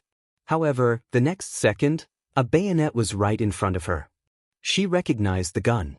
It was an AK-47 equipped with a sharp triangular bayonet. The body of the bayonet was ridged. It was a 3-sided bayonet with 3 blood grooves. This meant that when the bayonet pierced into the human body, it would rapidly increase the bleeding through the blood grooves on the 3 sides. The muscles would contract and be unable to adhere to the surface of the bayonet. The wound would appear as a square hole and would not be able to stop the bleeding and heal. This meant that such a wound could not be treated immediately. If there was too much bleeding, it would be fatal. Moreover, in such an environment, once the bayonet pierced through, it would be fatal. Chu Ho looked at the gun and saw that the person holding the gun was a black man wearing tattered clothes but a red headscarf. She immediately recognized that this was the rebel army. The bayonet was only an inch away from her glabella. Even if he did not make a move, she would be stabbed in the glabella if she moved slightly, Chu Ho quickly calmed down. From the corner of her eye, she saw Lin Shi kneeling on the ground with his head in his hands. Looking from afar, downstairs, a large group of black men with red headscarves were standing in the middle of the field with guns in their hands. Rows of civilians were kneeling on the ground with their heads in their hands, trembling. Chu Ho suddenly realized that this place had been invaded by the rebel army. She let go of the pistol and raised her hands, indicating that she should give up resisting. Another black man walked over and took the gun from her waist. Then, he grabbed her collar and threw her to the middle of the field. In just a short time, she had a preliminary understanding of the current situation. Yesterday at the bottom of the road, the path she had taken to get here was all muddy. The car left deep tire marks along the way. These marks probably attracted the rebel army's attention. They followed the traces and followed all the way here, exposing this shelter. Chu Ho was dragged all the way downstairs. Everyone glared at her angrily. Her arrival had also attracted the rebel army. They originally had a chance to hide in the rescue team, but now, this place was exposed by her, implicating so many people. Chu Ho was thrown into the middle of the field. He questioned, "Whose car is this?" She remained silent. The car was locked, so these people smashed the car window and found her combat bag. They found a lot of things and found the documents in the bag. So, they suspected that the owner of the car was a spy from the government who came to investigate. Chu Ho did not say anything. She couldn't admit it. Moreover, there was a lot of cash, food, and fresh water in the car. If she admitted it, they would definitely take away her car keys, open the car, and rob all the food inside. The rebel soldiers saw that the entire place was silent. They searched the crowd and suddenly walked into the crowd and pulled Lin Shi out. He was the youngest child present. The soldier directly flipped over an oil barrel from the side, opened the cap, and directly poured the oil all over him. Chapter 35-40. Lin Shi hugged his body tightly, but he did not beg for mercy. He knelt on the ground and looked up. His eyes were filled with hatred as he stared at the soldiers. He knew that the car belonged to Chu Ho, but he did not say anything. The soldier lit a match and waved it. He threatened, "I'll ask again. Whose car is this?" Everyone was so nervous that they could not say a coherent sentence. However, many of them glanced at Chu Ho as if they were signaling something to the soldiers. At this critical juncture, they naturally wanted to save their own lives. The lives of others were not important. The soldiers looked at Chu Ho suspiciously. When Chu Ho saw this, he could no longer remain silent. He suddenly said, "This is my car. It has nothing to do with this child." Lin Shi looked at him in surprise. He was deeply moved. "Hand over the car keys." Chu Ho took a deep breath. He calmly took out the keys from his trouser pocket and threw them to them. When the soldier saw this, he sneered and threw the lit match at Lin Shi. At this moment, his body was covered in gasoline. If the match landed beside him, he would definitely die. Lin Shi closed his eyes in despair. Chu Ho reacted quickly and leaped toward Lin Shi. At the same time, seeing that she had suddenly stood up, the vigilant soldier raised his gun and pulled the trigger. The bullet pierced through the air and brushed past her waist. It passed through the bullets and hit a man behind Chu Ho, piercing his thigh. He cried out in pain and hugged his thigh as he twitched. There was no fire as expected. Lin Shi opened her eyes in disbelief, only to see Chu He pouncing on her. In her palm, she caught the matchstick tightly and snapped it into two. The skin on her palm was scalded, and it was a shocking red. Chu Ho pulled him into his arms and said solemnly, "I promised you that I would protect you. I have to keep my word." Lin Shi's eyes flickered and tears flowed out. A few soldiers raised their guns and aimed at Chu Ho. Chu Ho turned around and shielded Lin Shi behind him. He said word by word, "There's cash and food in the car. I hid them in a place. Use these to exchange for this child's life. Take us there. If you let this child go, I'll tell you." The soldiers looked at each other before putting away their guns. Chu Ho immediately said to Lin Shi, "Quickly find a place to hide." Lin Shi shook his head and said firmly, "I want to be with you." "Be good, I'm fine. Find a place to hide, okay? No matter what happens, don't come out." Lin Shi wavered a little. Gritting his teeth, he stood up and walked a few steps. Seeing that the soldiers seemed to have tacitly agreed to let him go, he ran into the warehouse, found a secret room, and hid himself. Chu Ho stood up and covered his wound. He followed the soldiers out of the factory and to the parking lot. "Where are the money and things?" Chu Ho pretended to be in pain and said with difficulty, "It's in the secret compartment of the armrest. Take it out." "I'm injured," Chu Ho said with difficulty. "I don't have any strength. Be honest." Two soldiers opened the car door and went into the car to rummage through it. Chu Ho narrowed his eyes and looked around. There were a total of 4 soldiers here. 2 of them went into the car to look for things. Their backs were facing him, so they couldn't see his every move. Chapter 35:41.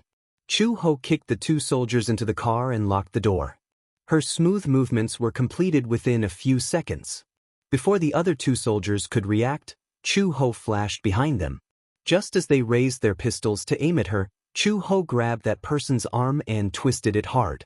She aimed at his elbow joint and heard a "kacha" sound as the joint fell off. She lifted her leg and kicked him a few meters away. Chu Ho snatched the gun and casually fired 2 shots at the other soldier who was about to pull the trigger. In an instant, that person's glabella was shot and he fell to the ground. The soldier who was kicked away struggled to get up from the ground. He pulled out a tri-edge army knife from his waist and waved it at her. Chu Ho dodged nimbly and took the opportunity to raise her fist and hit him hard on the nose. The most vulnerable parts of a person's face were the eyes and the bridge of the nose. Her punch directly broke that person's nose. The soldier held onto his bleeding nose and howled in pain. However, before he could shout out a coherent sentence, Chu Ho's ghostly figure flashed behind him and locked his neck from behind. She exerted strength in her arm and broke his throat. These 2 pitiful soldiers, until they died, did not expect that this frail-looking woman would have such powerful skills. They were afraid of her because she had a weapon on her and were worried that she was from some military unit or the government army.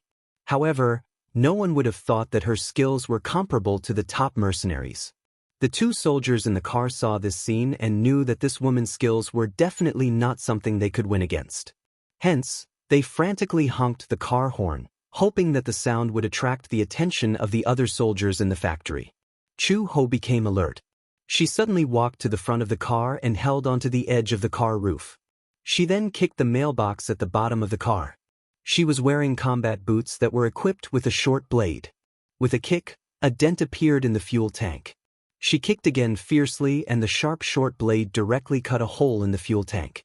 A stream of air flowed into the fuel tank.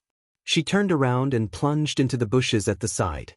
The soldiers in the factory heard the sound of the horn and hurriedly armed themselves. They carried their submachine guns and rushed out.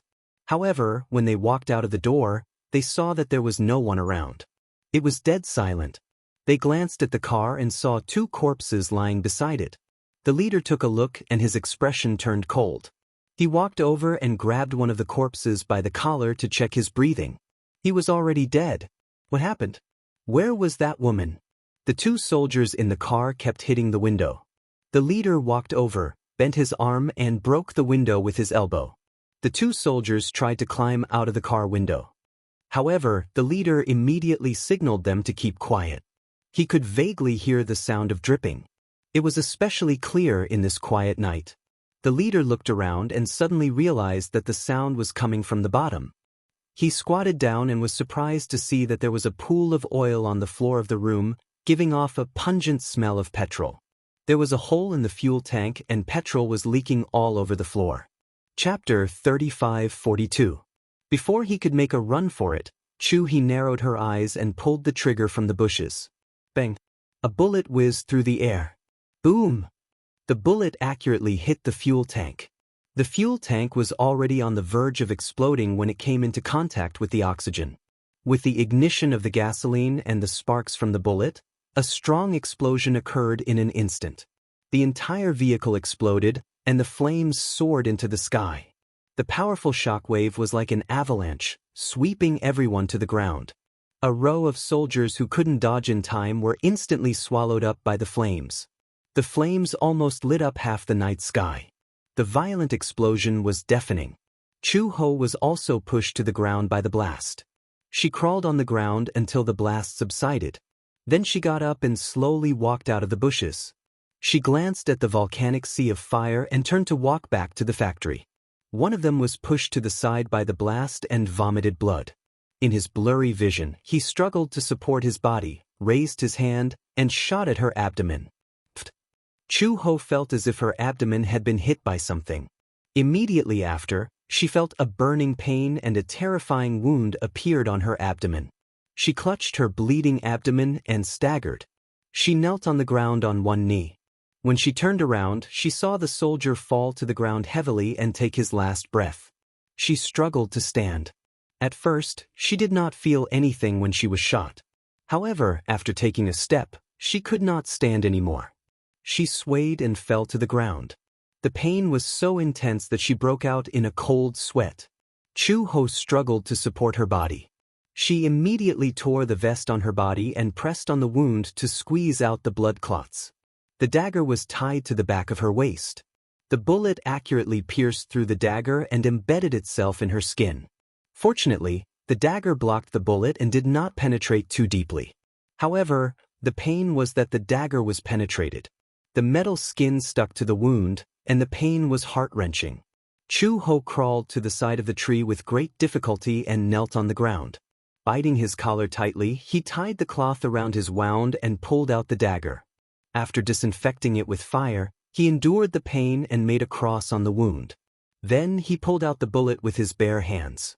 The excruciating pain caused her to break out in a cold sweat. She closed her eyes, disinfected the wound, and bandaged it. She took out some cotton wool from her trousers and roughly bandaged the wound. It hurt so much that he was confused. She held onto the tree trunk and stood up. However, she only felt the world before her eyes turned dark. Her entire back seemed to have lost all feeling. It was numb, and only pain was constantly transmitted to her. Chu Ho could no longer stand steadily and fainted. Before she closed her eyes, she vaguely saw a few black soldiers running towards her. They were holding their guns and staring at her. When she woke up again, she was splashed with a basin of salt water. The salt water flowed directly into her wound, and she woke up in pain. Hiss! Chu Ho opened her eyes abruptly. The salt water flowed into her eyes, and it was bitter and painful. Immediately after, her wrists were tightly bound and her toes were off the ground. These reminded her that she was hanging from a tree branch. A few black soldiers pointed their guns at her. One of them, who was holding a red headscarf, pointed at her and asked in the local language, "Who are you? Did you kill these brothers?" Chapter 35:43. When the man saw this, he was so angry that he kicked her. Chu Ho's body slammed into a thick tree trunk. She was in so much pain that she couldn't scream. "Speak!" Chu Ho sneered and said contemptuously, "I'm not from the government." The leader didn't believe her at all. He was certain that Chu Ho was a mercenary sent by the government or an intelligence agent from some organization. It was because of this that Chu Ho didn't bother to explain. Anyway, even if she said she wasn't and revealed her identity, they might not believe her. Chu Ho heard someone ask, "Captain, how should we deal with this person?" In her days, she only heard the leader say, "Behead her as an example to the public."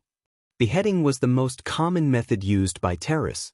Perhaps the people who lived in peaceful countries couldn't understand this method. The so-called beheading mentioned by these rebels was to tie the person's hands and feet and make them kneel on the ground. Then, they would use a very blunt butcher's knife to cut the throat bit by bit. Rather than beheading, it was more like cutting the throat. As the victim wouldn't die immediately, he would be able to see clearly how his throat was cut. Hence, this method of death was especially painful. Hence, the blade was very blunt. It was to make the victim suffer as much pain as possible to promote martial arts. When Chu Ho heard this, she didn't show much fear on her face. She was pushed to the ground. A soldier grabbed her hair and forced her to kneel on the ground. Then, he took out a small rusty knife from behind him and slowly pressed it against her neck. Chu Ho could feel the cold blade against her skin. She slowly closed her eyes. However, the expected pain didn't come. Vaguely, she felt the hand that was grabbing her loosening its grip, and the knife fell to the ground. Immediately after, hot scarlet blood fell onto her shoulder and soaked her clothes. He woke up at once and looked up in surprise, only to be met with a lifeless face. The soldier's eyes were wide open. He was attacked from behind. A sharp triangular military knife almost pierced his heart. He fell weakly on top of her. Chu-ho couldn't bear it anymore and fell to the ground. Bang, bang, bang. She immediately recognized that it was the sound of a gun. The barrel of the cloud shotgun was very thick, and the diameter of the muzzle was at most 20 millimeters. It had a lot of firepower and was very wide. It was a weapon with terrifying explosive power in close combat. If a bullet were to hit a human body, the wound would explode and expand, resulting in a one-hit kill. If the gun was fired at close range, the bullet could directly send a person flying. Chu-ho fell to the ground. He vaguely saw a particularly tall man, fully armed, with 3 pistols on his back and 2 rows of bullets on his shoulder. He held a gun and agilely dodged the soldiers' attacks. None of the bullets missed. In just a short moment, more than a dozen soldiers present were shot and fell to the ground. Just then, a child ran to her side and patted her face gently. He asked nervously, "Sister, are you okay?" Chu-ho looked up and met Lin Shi's anxious eyes. "It's Lin Shi dragged her to the front of a tree and used a dagger to cut the rope that tied her up. However, he found the wound on her abdomen and frowned in pain. "How are you? Are you okay? You're injured." Chapter 35-44.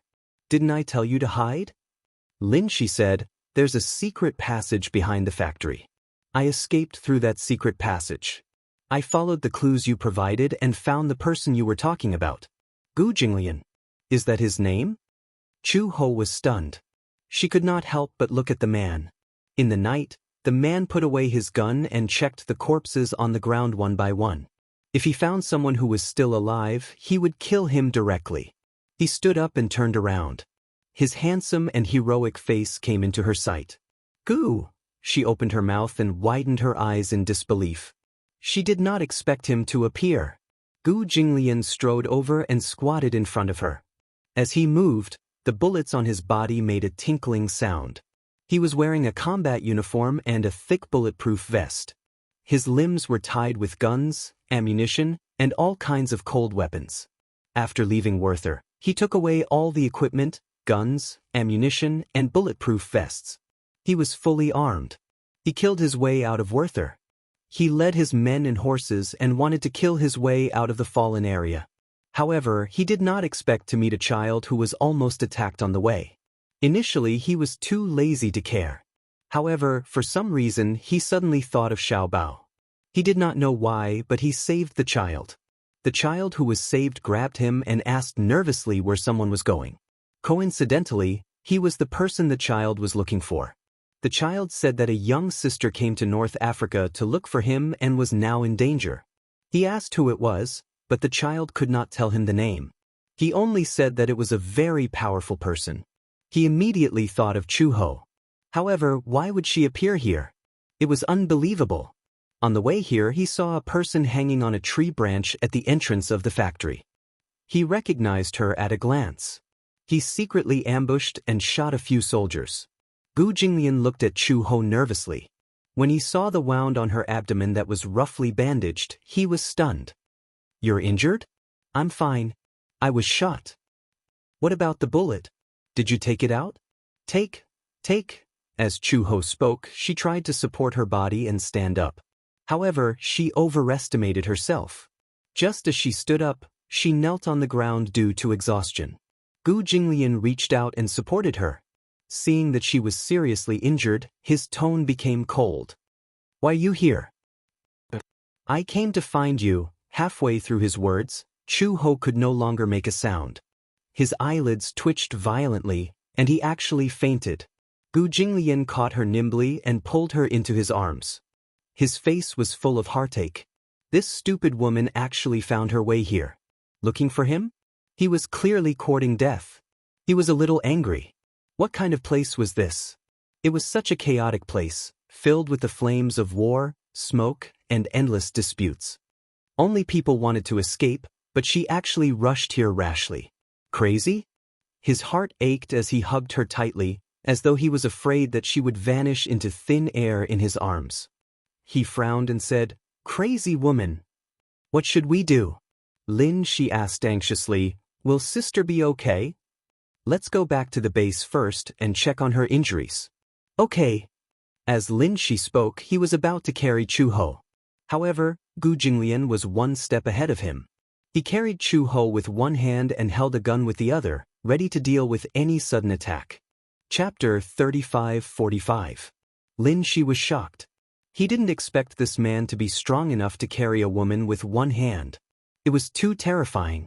Although Chu-ho was very thin, she was still quite tall.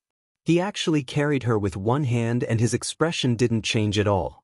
Gu Jinglian carried her and turned around, only to see that Lin Shi was still in a daze. He frowned and said coldly, "Follow me." Lin Shi immediately chased after him. The three of them walked all the way and arrived at a bomb shelter.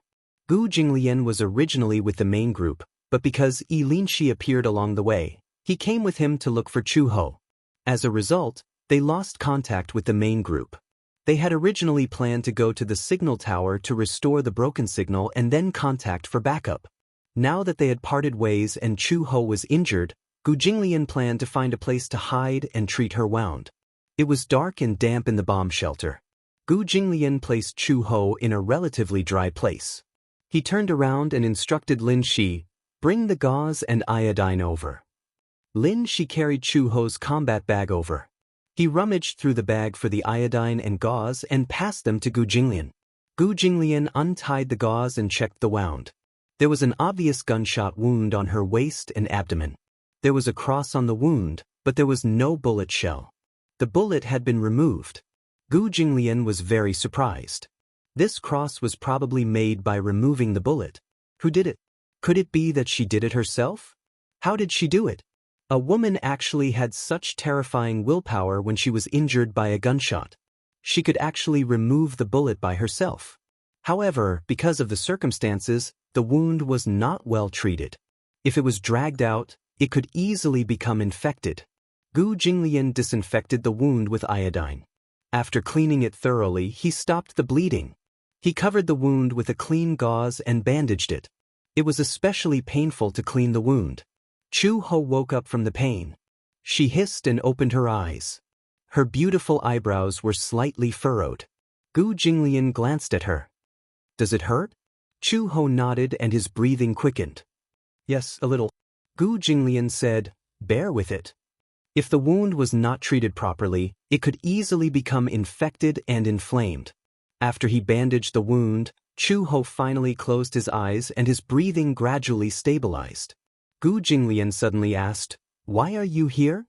Chu-ho furrowed her brows, but a strange blush appeared on her face. She turned her face away, not looking at his face, and did not say a word for a long time. She had her pride. She could not possibly tell Gu Jinglian that she risked her life to come to such a war-torn area to look for him because she was worried. It was even more impossible for her to say that she was worried that something would happen to him or that Xiao Bao would lose his father. Now that she saw that he was safe, her heart was at ease. Gu Jinglian saw that she did not speak. Her pale face only had a slight blush on it. It was extremely strange. He asked suspiciously, "Are you worried about me?" Chu-ho almost reflexively interrupted him. She said coldly, "Do you think I'm here for you?" Gu Jinglian was speechless. Wasn't that the case? Wasn't her words just giving herself away?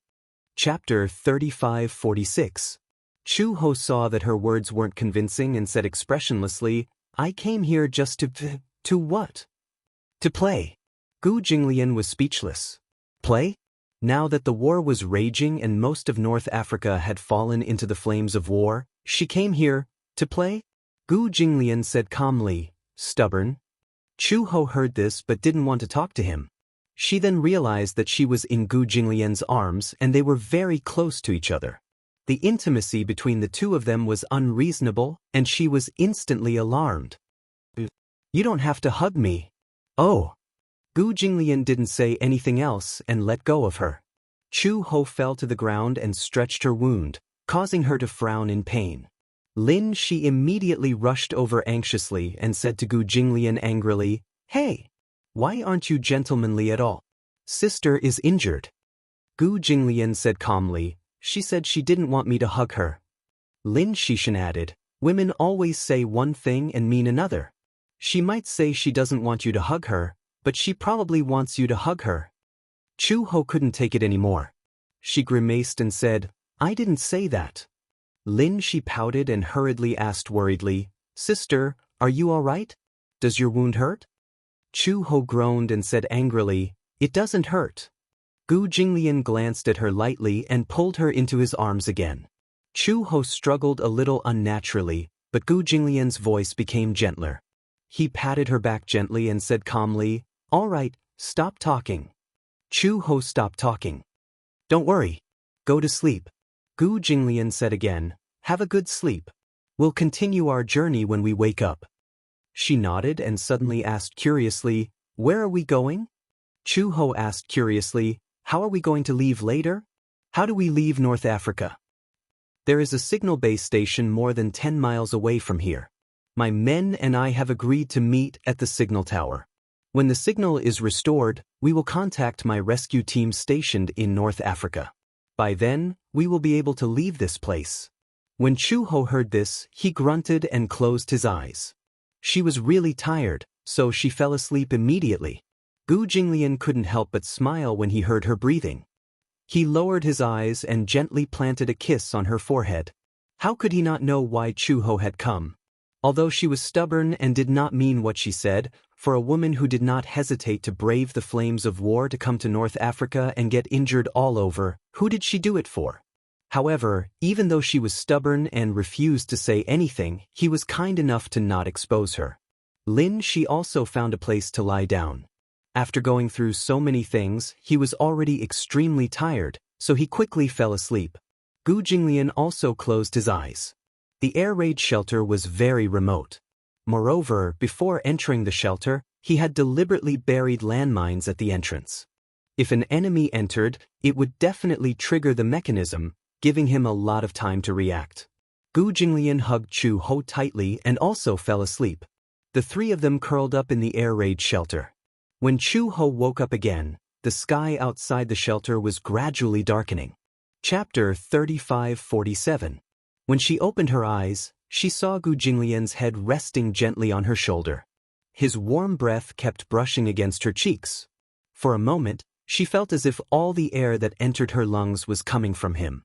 The breath that he exhaled seemed to be slightly hot. She only felt that her face was suddenly burning red. Instinctively, she pushed him, but his body did not move. He hugged her so tightly that she had the illusion that she was his most precious treasure. Chu Ho's expression became more and more unnatural. She saw that Gu Jinglian's breathing was heavy. It was probably because he had been too tired in the past few days that he fell into a deep sleep. She did not know when he had fallen asleep, so she could not bear to wake him up. Chu Ho closed her eyes and planned to rest for a while more. Suddenly, there was a shocking explosion at the entrance of the cave. The ear-piercing sound was deafening. Her ears were suddenly ringing from the explosion. Gu Jinglian also woke up instantly. He raised his head and heard a soft rustling sound coming from the entrance of the cave. "Someone's coming." Chu Ho also reacted. She immediately stood up, picked up the submachine gun from the ground, and crouched in the corner. Gu Jinglian covered the entrance of the cave and held his breath vigilantly. However, the soft rustling sound outside the cave suddenly went far away. They did not seem to have noticed the entrance of the cave that was covered by the bushes. Immediately after, they heard the rumbling sound of tanks passing by outside the cave. Chu Ho carefully walked to the entrance of the cave. She pushed the bushes aside and looked outside. However, she saw several helicopters hovering in the sky above the coconut grove. The fog was thick, and visibility was extremely low. The huge leaf fans were making a desperate sound. "We should go." Gu Jinglian said, "Let's go now." Chu Ho nodded. Gu Jinglian asked nervously, "Can you walk on your own?" "I'm fine." After sleeping for a few hours, the pain of the wound had subsided a lot. She walked over and carried the combat bag. Gu Jinglian walked over, woke Lin Shi up, and gave him a gun. If they left this place, they might be ambushed by the rebel army at any time. It was impossible for him to carry him, so he could only do his best to cover him. However, even if he was a child, he still needed to carry a weapon with him under such circumstances. But Lin Shi said, "It's okay, I know how to use a gun." Growing up in such an environment, he knew how to use guns and basic self-defense. Gu Jinglian gave him a few more magazines. Lin Shi kept the magazines close to his body, and the three of them left the cave. Just as they walked out of the cave, the loud sound suddenly became clearer. Bullets rained down in front of him. Gu Jinglian covered Lin Shi while Chu Ho followed behind him. One of them charged forward while the other had his back to Gu Jinglian to observe the situation behind them and provide cover. The three of them ran wildly in the rain of bullets. The clamor was accompanied by the sound of AK shots, and the tragic sound of gunfire reverberated in their eardrums. Gu Jinglian gave the only helmet to Lin Shi. 3 heavy bullets hung on his shoulders, 3 guns on his back, and a heavy Gatling gun in his hands. He ran at the front to open up a path. His pace was calm and fast. He turned back to estimate the distance and shouted at the top of his lungs, "Fire!"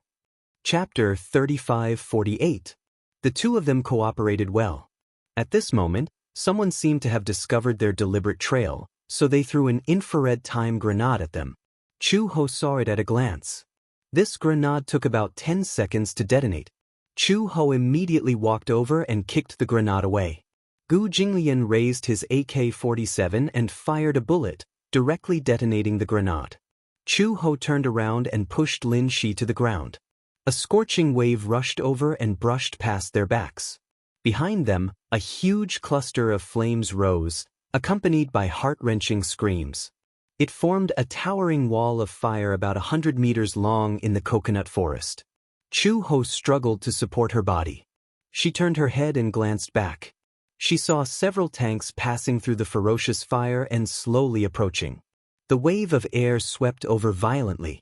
The tanks crossed the line of fire, and more than a dozen soldiers rushed down. Gu Jinglian had a long string of bullets on his shoulder, and his face was covered in sweat. He carried the extremely heavy Gatling gun and fired fiercely at the team behind him.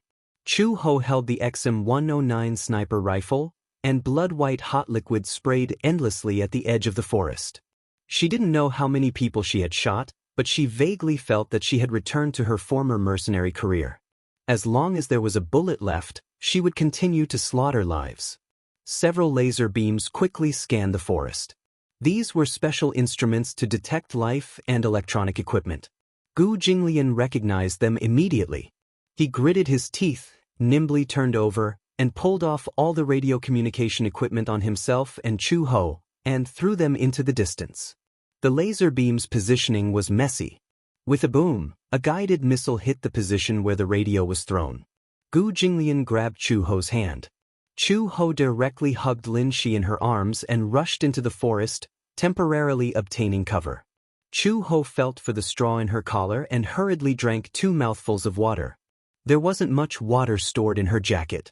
She didn't even have time to add purification powder. The smell of water made her retch. But in this situation, there was no time to care so much. We're still 10 miles away from the signal tower. Gu Jinglian paused for a moment. The signal base station was built by Werther, so it's very safe. The communication equipment inside is more complete. After we go in, we'll send out a signal and shield the surroundings. We'll be temporarily protected. Expressionlessly, He shook out the contents of her backpack and handed the energy bars and night vision goggles to Gu Jinglian. She then threw the AK and RPG-7B quiver on her back in front of him and began to swiftly load the Gatling gun with ammunition. Gu Jinglian broke off a piece of energy bar and stuffed it into his mouth. He mixed it with his saliva and quickly strapped his AK and rocket launcher to his shoulder. The atmosphere instantly became heavy. He looked at Chu Ho in front of him and his hands froze. His eyebrows gradually became heavy. The odds are against us. Gu Jinglian said, "You also know that this place is surrounded by the rebel army. At this critical moment, I'll cover you. You leave first." Chu Ho raised her face, twitched the corner of her lips, threw the water bottle to Silver Fox, and quickly got up. Listen, Gu Jinglian, we're together. If we want to leave, we'll leave together. Gu Jinglian didn't say anything. He knew, and Chu Ho probably also understood, that the current situation wasn't optimistic. Gu Jinglian wanted to protect her, even at the cost of his life. Chapter 3549. Seeing that he was silent, Chu Ho's face darkened. She grabbed his chin and squeezed it tightly. Listen up. Either we leave North Africa together, or we die together. There are no other options. Gu Jinglian looked up. His eyes flickered and his lips suddenly curved. You won't regret it? This woman was actually willing to risk her life with him.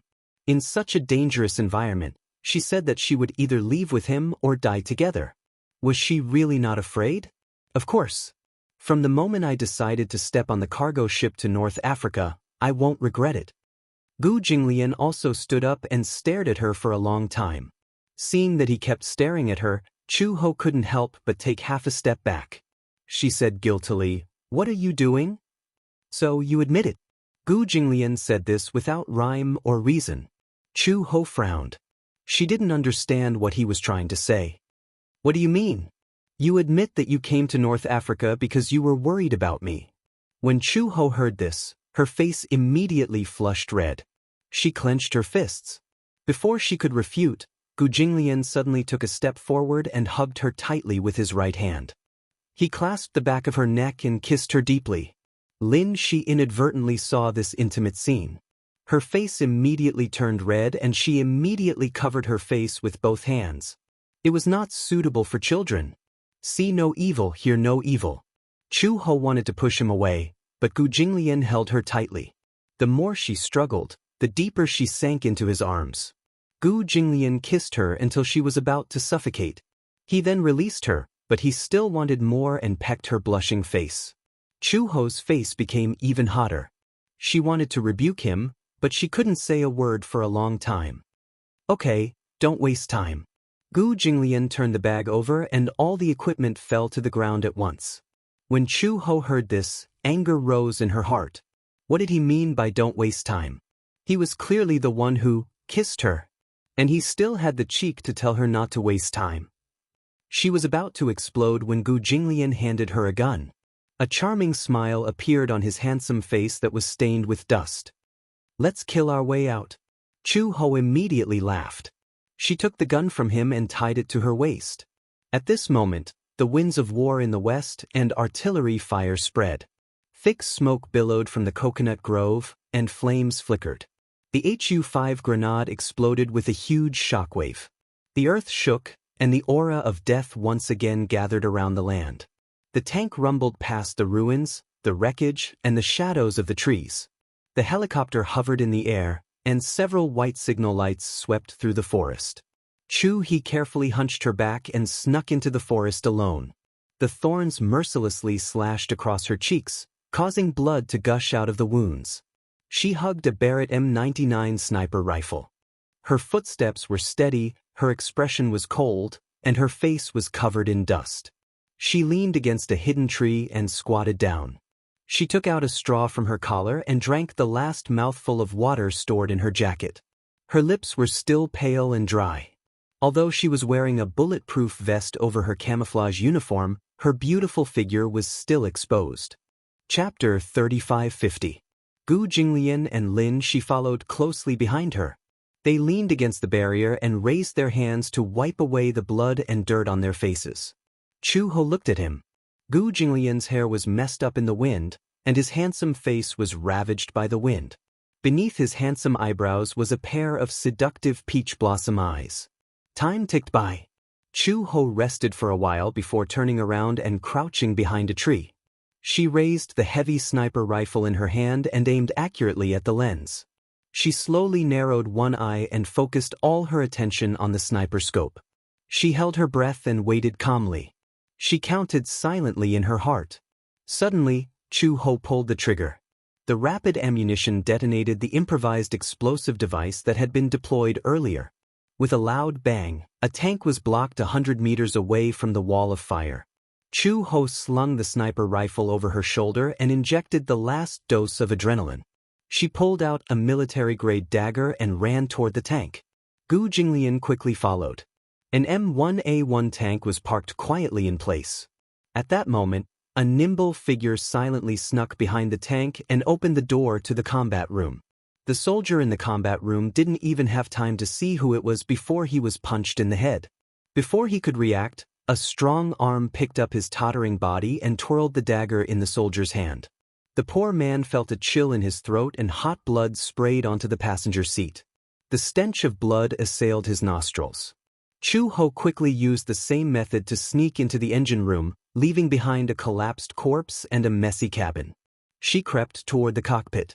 Zaifi, there's an affair. Zaifi, please answer if you hear me. Please answer if you hear me. Zaifi, quickly lock onto the target. A man's standard English voice rang out from the cockpit of the tank. However, there was an eerie silence in the cabin. No one answered. A sturdy combat boot stepped on a corpse that was gradually turning cold. Chu Ho lifted his cold face. Blood was flowing from the dagger in front of him. She wiped away the blood that had splattered on her face, and her eyes revealed a ferocious look. She kicked away the corpse that was in the way and cut off the radio communication. The noise stopped abruptly, and the cabin returned to silence. She was very familiar with the operation of the tank. In just a few seconds, Chu Ho quickly adapted to the operation of the M1A1. Gu Jinglian also got into the tank. One person was in charge of setting up the tank, while the other was in charge of the turret. She skillfully pushed the joystick and cut into the order, her cold eyes surging like a storm. Zaifi, please answer if you hear me. Please answer if you hear me. In the cockpit of another tank, a man with chestnut hair shouted at the top of his lungs. He cursed as he gasped for breath, the veins on his forehead bulging. The burly man was sweating profusely as an inexplicable uneasiness rose in his heart. In that breathtaking moment, a beam of fire whistled through the air. The man with chestnut hair only felt the cabin shake violently. He was so shocked that he fell back into his seat. This shot had fatally struck the main turret of the tank, and the core of the attack had been accurately destroyed. Chapter 3551. Chu Ho held the joystick with both hands, and her gaze was domineering. Gu Jinglian controlled the turret and kept attacking the target. Under the attack of the artillery, the target tank crashed into a tree trunk and flipped over. You drove the tank well. Gu Jinglian rarely praised. Chu Ho also said, your aim is not bad.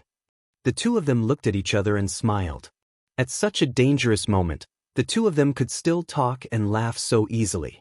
Chu Ho said, I've driven tanks, nuclear submarines, and armored vehicles before.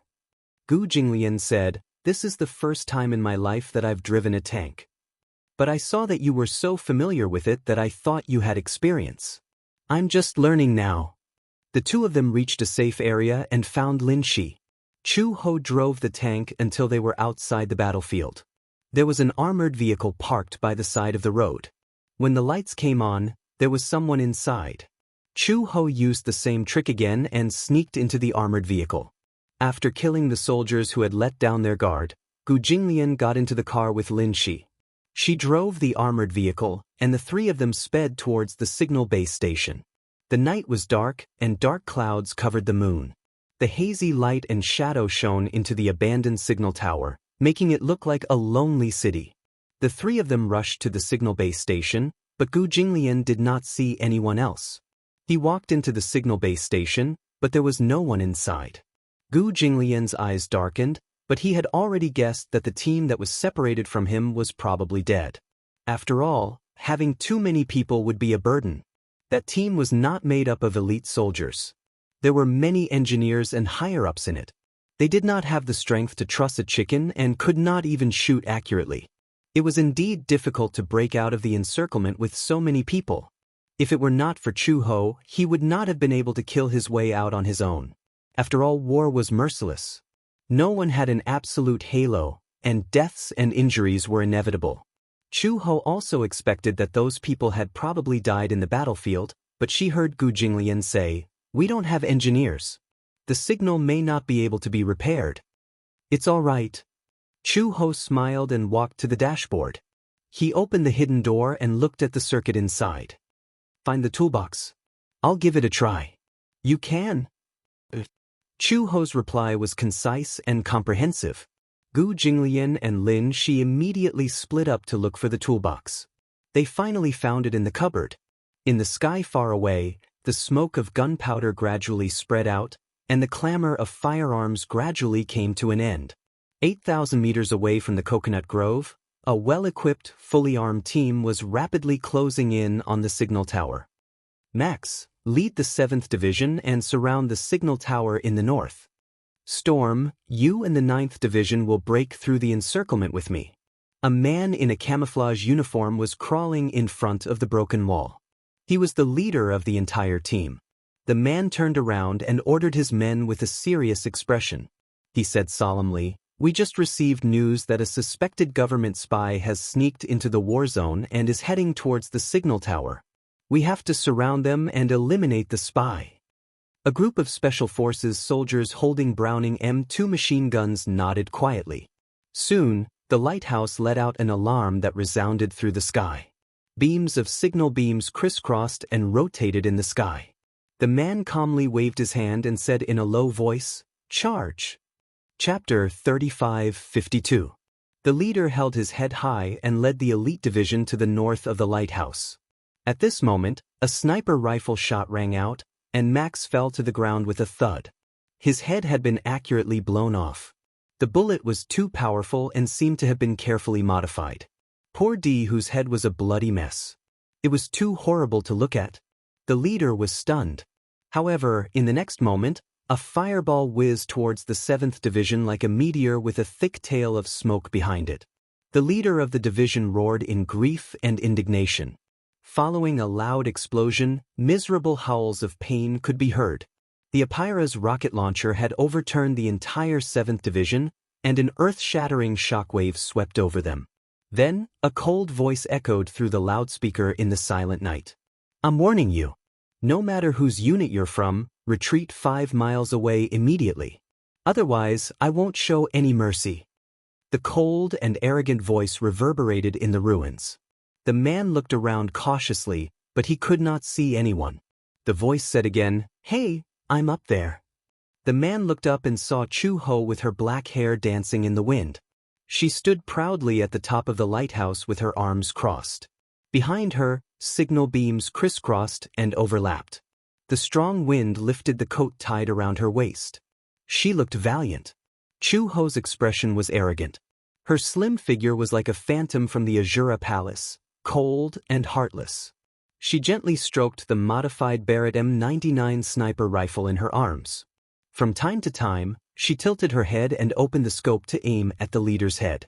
She smiled eerily and said, "If you want to go to hell, I don't mind you taking one step closer." The man's expression changed. Panic flashed through his eyes. The group of Special Forces also panicked. They stood still and did not dare to act rashly. The leader raised the loudspeaker and said sternly, "Are you spies sent by the government? If you hand over the information in your hands now, we'll let you live immediately." Chu Ho raised her eyebrows and said sarcastically, "Oh, looks like there's a misunderstanding.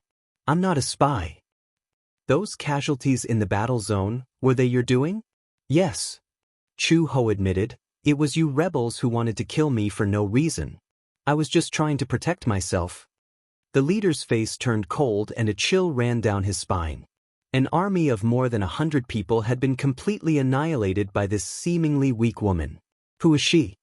"So many of our brothers have been killed by you. This blood debt must be paid." Chu Ho sneered and said slowly, "Our people have also died in the hands of your soldiers. So many innocent civilians have suffered heavy casualties. If that's the case, then we're on good terms." Hearing this, the leader was so shocked that he took a deep breath, and his eyes widened in anger. Chu Ho pointed at his head and snorted disdainfully. He casually sat down on the edge of the pagoda, his posture free and unrestrained. "I'm going to count down from 10 seconds. If you don't retreat, I can't guarantee what I'll do." 10. Chu Ho was very beautiful. She was so beautiful that she was enchanting and breathtaking. The wind at the top of the pagoda was very strong. It messed up her hair, making it look especially messy. Chu Ho held the loudspeaker and raised her eyebrows with a cold smile as she counted down, 9, 8. The man was so angry that he gritted his teeth and held his breath for a long time. Chapter 35:53. So many people have died in her hands. It seems that this woman is not simple. If we act rashly, so many people might die in her hands. 6, 5. As Chu Ho counted, she held the sniper rifle in her hands even tighter. Her forehead was covered in cold sweat. "Give the order, Captain." The leader clenched his fists tightly. There was unwillingness and shame in his eyes. After hesitating for a few seconds, he gritted his teeth and said, "Retreat." In the team, a hoarse voice rang out, "Retreat! Retreat!" The team immediately retreated until they were more than 1,000 meters away. Chu Ho confirmed that the team had left through the sniper scope. She collapsed on the ground and leaned against the wall, trembling all over. This empty fort strategy had finally fooled these people. In fact, in the current situation, Chu Ho and Gu Jinglian had no more ammunition on them. The RPG rocket launcher just now was their last weapon. It could be said that they had run out of ammunition all the way to the signal tower. As they left the battlefield, Chu Ho could clearly feel that there were troops following behind them, chasing them all the way. However, they did not have any ammunition. In front of such a fully armed troop, they had lost all their strength. In ancient times, when the enemy was outnumbered, they lacked preparation. They deliberately showed that they did not have any troops, causing the illusion that there was an ambush and causing them to retreat in fear. In the era of the Three Kingdoms, Sima Yi's army approached the west side of the city. Zhuge Liang did not have any troops to resist, but he opened the city gate and played the zither on the city tower. Sima Yi suspected that there was an ambush, so he immediately retreated. This was the origin of the empty fort strategy. However, Chu Ho did not expect that at the last moment, she would use the empty fort strategy to scare off these soldiers. Just now, when they were counting down, she was more nervous than anyone else. She was worried that these people would not be deceived and would directly attack. They would be captured before they could even wait for help. Being captured was an ideal situation. If they were treated as spies and had their throats slit, then the three of them would really not be able to return. Gu Jinglian climbed to the top of the tower and saw Chu Ho leaning against the wall with a frightened look. He walked over, hugged her, and gently stroked her hair. He laughed and said, "So there are times when you are afraid of death." "I'm not afraid of death." Chu Ho clenched his fists. "I'm afraid that Xiaobao will lose us." Gu Jinglian was stunned. He held her shoulders stiffly and comforted her gently. "It's okay. It's all in the past. Chu Ho, let's go home." "Yeah, let's go home. Xiaobao is still waiting for us." Gu Jinglian curled his lips and smiled at her, only to find that Chu Ho's eyes were filled with tears. She was deeply touched. He kissed her once again. It was a kiss from the brink of death. It was short but warm. An FC-1 Valiant Dragon aircraft pierced through the clouds and arrived. Gu Jinglian carried Lin Shi and boarded the plane. Chu Ho clung onto the handrail of the cabin. The strands of hair in front of his forehead danced in the wind, occasionally pricking his eyelids, but it did not hurt or itch. She pursed her thin lips tightly and suddenly frowned as she looked back. The sky in the distance was gradually turning white. The beautiful sunrise that she had been looking forward to finally appeared in front of her eyes. 8,000 meters away, smoke rose in spirals above the coconut grove. That was the place where she and Gu Jinglian had fought their last battle. It was hard to imagine that the two of them, alone with a child, had actually fought their way out. Chapter 35:54. Chu He let out a sudden laugh and nimbly boarded the plane. Her back view was stiff and firm. 2 days later, the evacuation fleet docked at the harbor. Gu Jinglian and Chu Ho brought Lin Shi to line up and get ready to board the ship. When the fleet reached them, they were stopped. Who is this child? Because he did not have a passport, and because there were restrictions on the number of people who could evacuate, the fleet had to stop under fire. There was a limit to the capacity, and non-nationals were not allowed to board the ship. Lin Shi suddenly became nervous and pinched the corner of his shirt. How could he forget? He was born in North Africa. To be precise, he did not have a passport. But his father and mother did. Initially, his father and mother wanted to take him away from here. However, things happened later. His father and mother were no longer around, and he lost the right to board the ship. Lin Shi's face suddenly looked lonely. Chu Ho hugged him tightly and said to the person in charge of the embassy, "This is my son." "Your son?" "Yes. His father and I came to North Africa to do business. Our son was born in North Africa. During this war, we plan to bring our son back to develop his career." "Why is there a problem?" Gu Jinglian said, "This is our son, Gu Lin Shi. He doesn't have a passport, but this is a special case. Please make an exception." Lin Shi was stunned. He looked up at Chu Ho and Gu Jinglian in disbelief. The warmth in his heart instantly overwhelmed him. "All right, let's board the ship." Gu Jinglian held the back of his head and said, "Lin Shi, aren't you going to thank Uncle?" "Thank you." Lin Shi thanked him obediently, and the three of them finally boarded the ship. Generally speaking, because there were a lot of people in the evacuation fleet, many beds had to be empty. Usually, a bed that could fit one person was not allowed to sleep on it. Only 3 people were allowed to sit on it. This way, 3 people could be squeezed in. However, Chu Ho was too tired. The 3 of them were very tired, especially Lin Shi. After all, he was a child and his physical strength was limited. Somehow, Gu Jinglian managed to get the crew to arrange a single room for them. There were 2 beds in the room, and the 3 of them had to make do for a few nights. Returning to the capital from North Africa, they needed to dock at Victoria Harbor. On the ship, Gu Jinglian called Uncle Fu and informed him that the 3 of them had safely boarded the fleet to return to China. Uncle Fu cried tears of joy. "Master, where is Chu Ho?" "Chu Ho is fine. He's only slightly injured." "Is it serious?" "It's a little serious, but for now, we can only hold on until we return home." Uncle Fu was worried, but he was also happy. For the past few nights, he had been unable to sleep. He tossed and turned in bed because he was worried that Gu Jinglian and Chu Ho had met with an accident in North Africa. If something happened to Chu Ho while he was searching for Gu Jinglian, he would definitely blame himself to death. He didn't know how to explain this to Xiao Bao. He had been hiding this matter from Xiao Bao from the beginning to the end. However, now that Gu Jinglian and Chu Ho had returned safely, he had finally gotten rid of one of his worries. "Master, please take good care of Chu Ho. After all, she suffered a lot in order to find you." "I don't need you to teach me. I will take good care of my woman. You don't need to worry about it." When Uncle Fu heard this, he still used Gu Jinglian's usual arrogant tone. However, he did not feel wronged at all. Instead, he felt gratified. Master finally knew how to take care of people. Chapter 35-55. By the time Gu Jinglian returned to the cabin, Chu Ho was already asleep. However, she had to sleep on her stomach to avoid touching the wound because of the injury on her back. Lin Shi gently covered himself with the blanket. Gu Jinglian sat on the bed. Seeing that Lin Shi was so sensible, he suddenly asked, "What do you plan to do after you return to China?" The teenager was stunned when he heard this. He did not speak. He did not have his parents, and he did not have a home. Even if he returned to China, he did not know where to go. Gu Jinglian saw his hesitant expression and asked, "How about being my son?" Lin Shi's eyes widened when he heard this. He was so embarrassed that he did not know what to do. You don't have to call me Dad.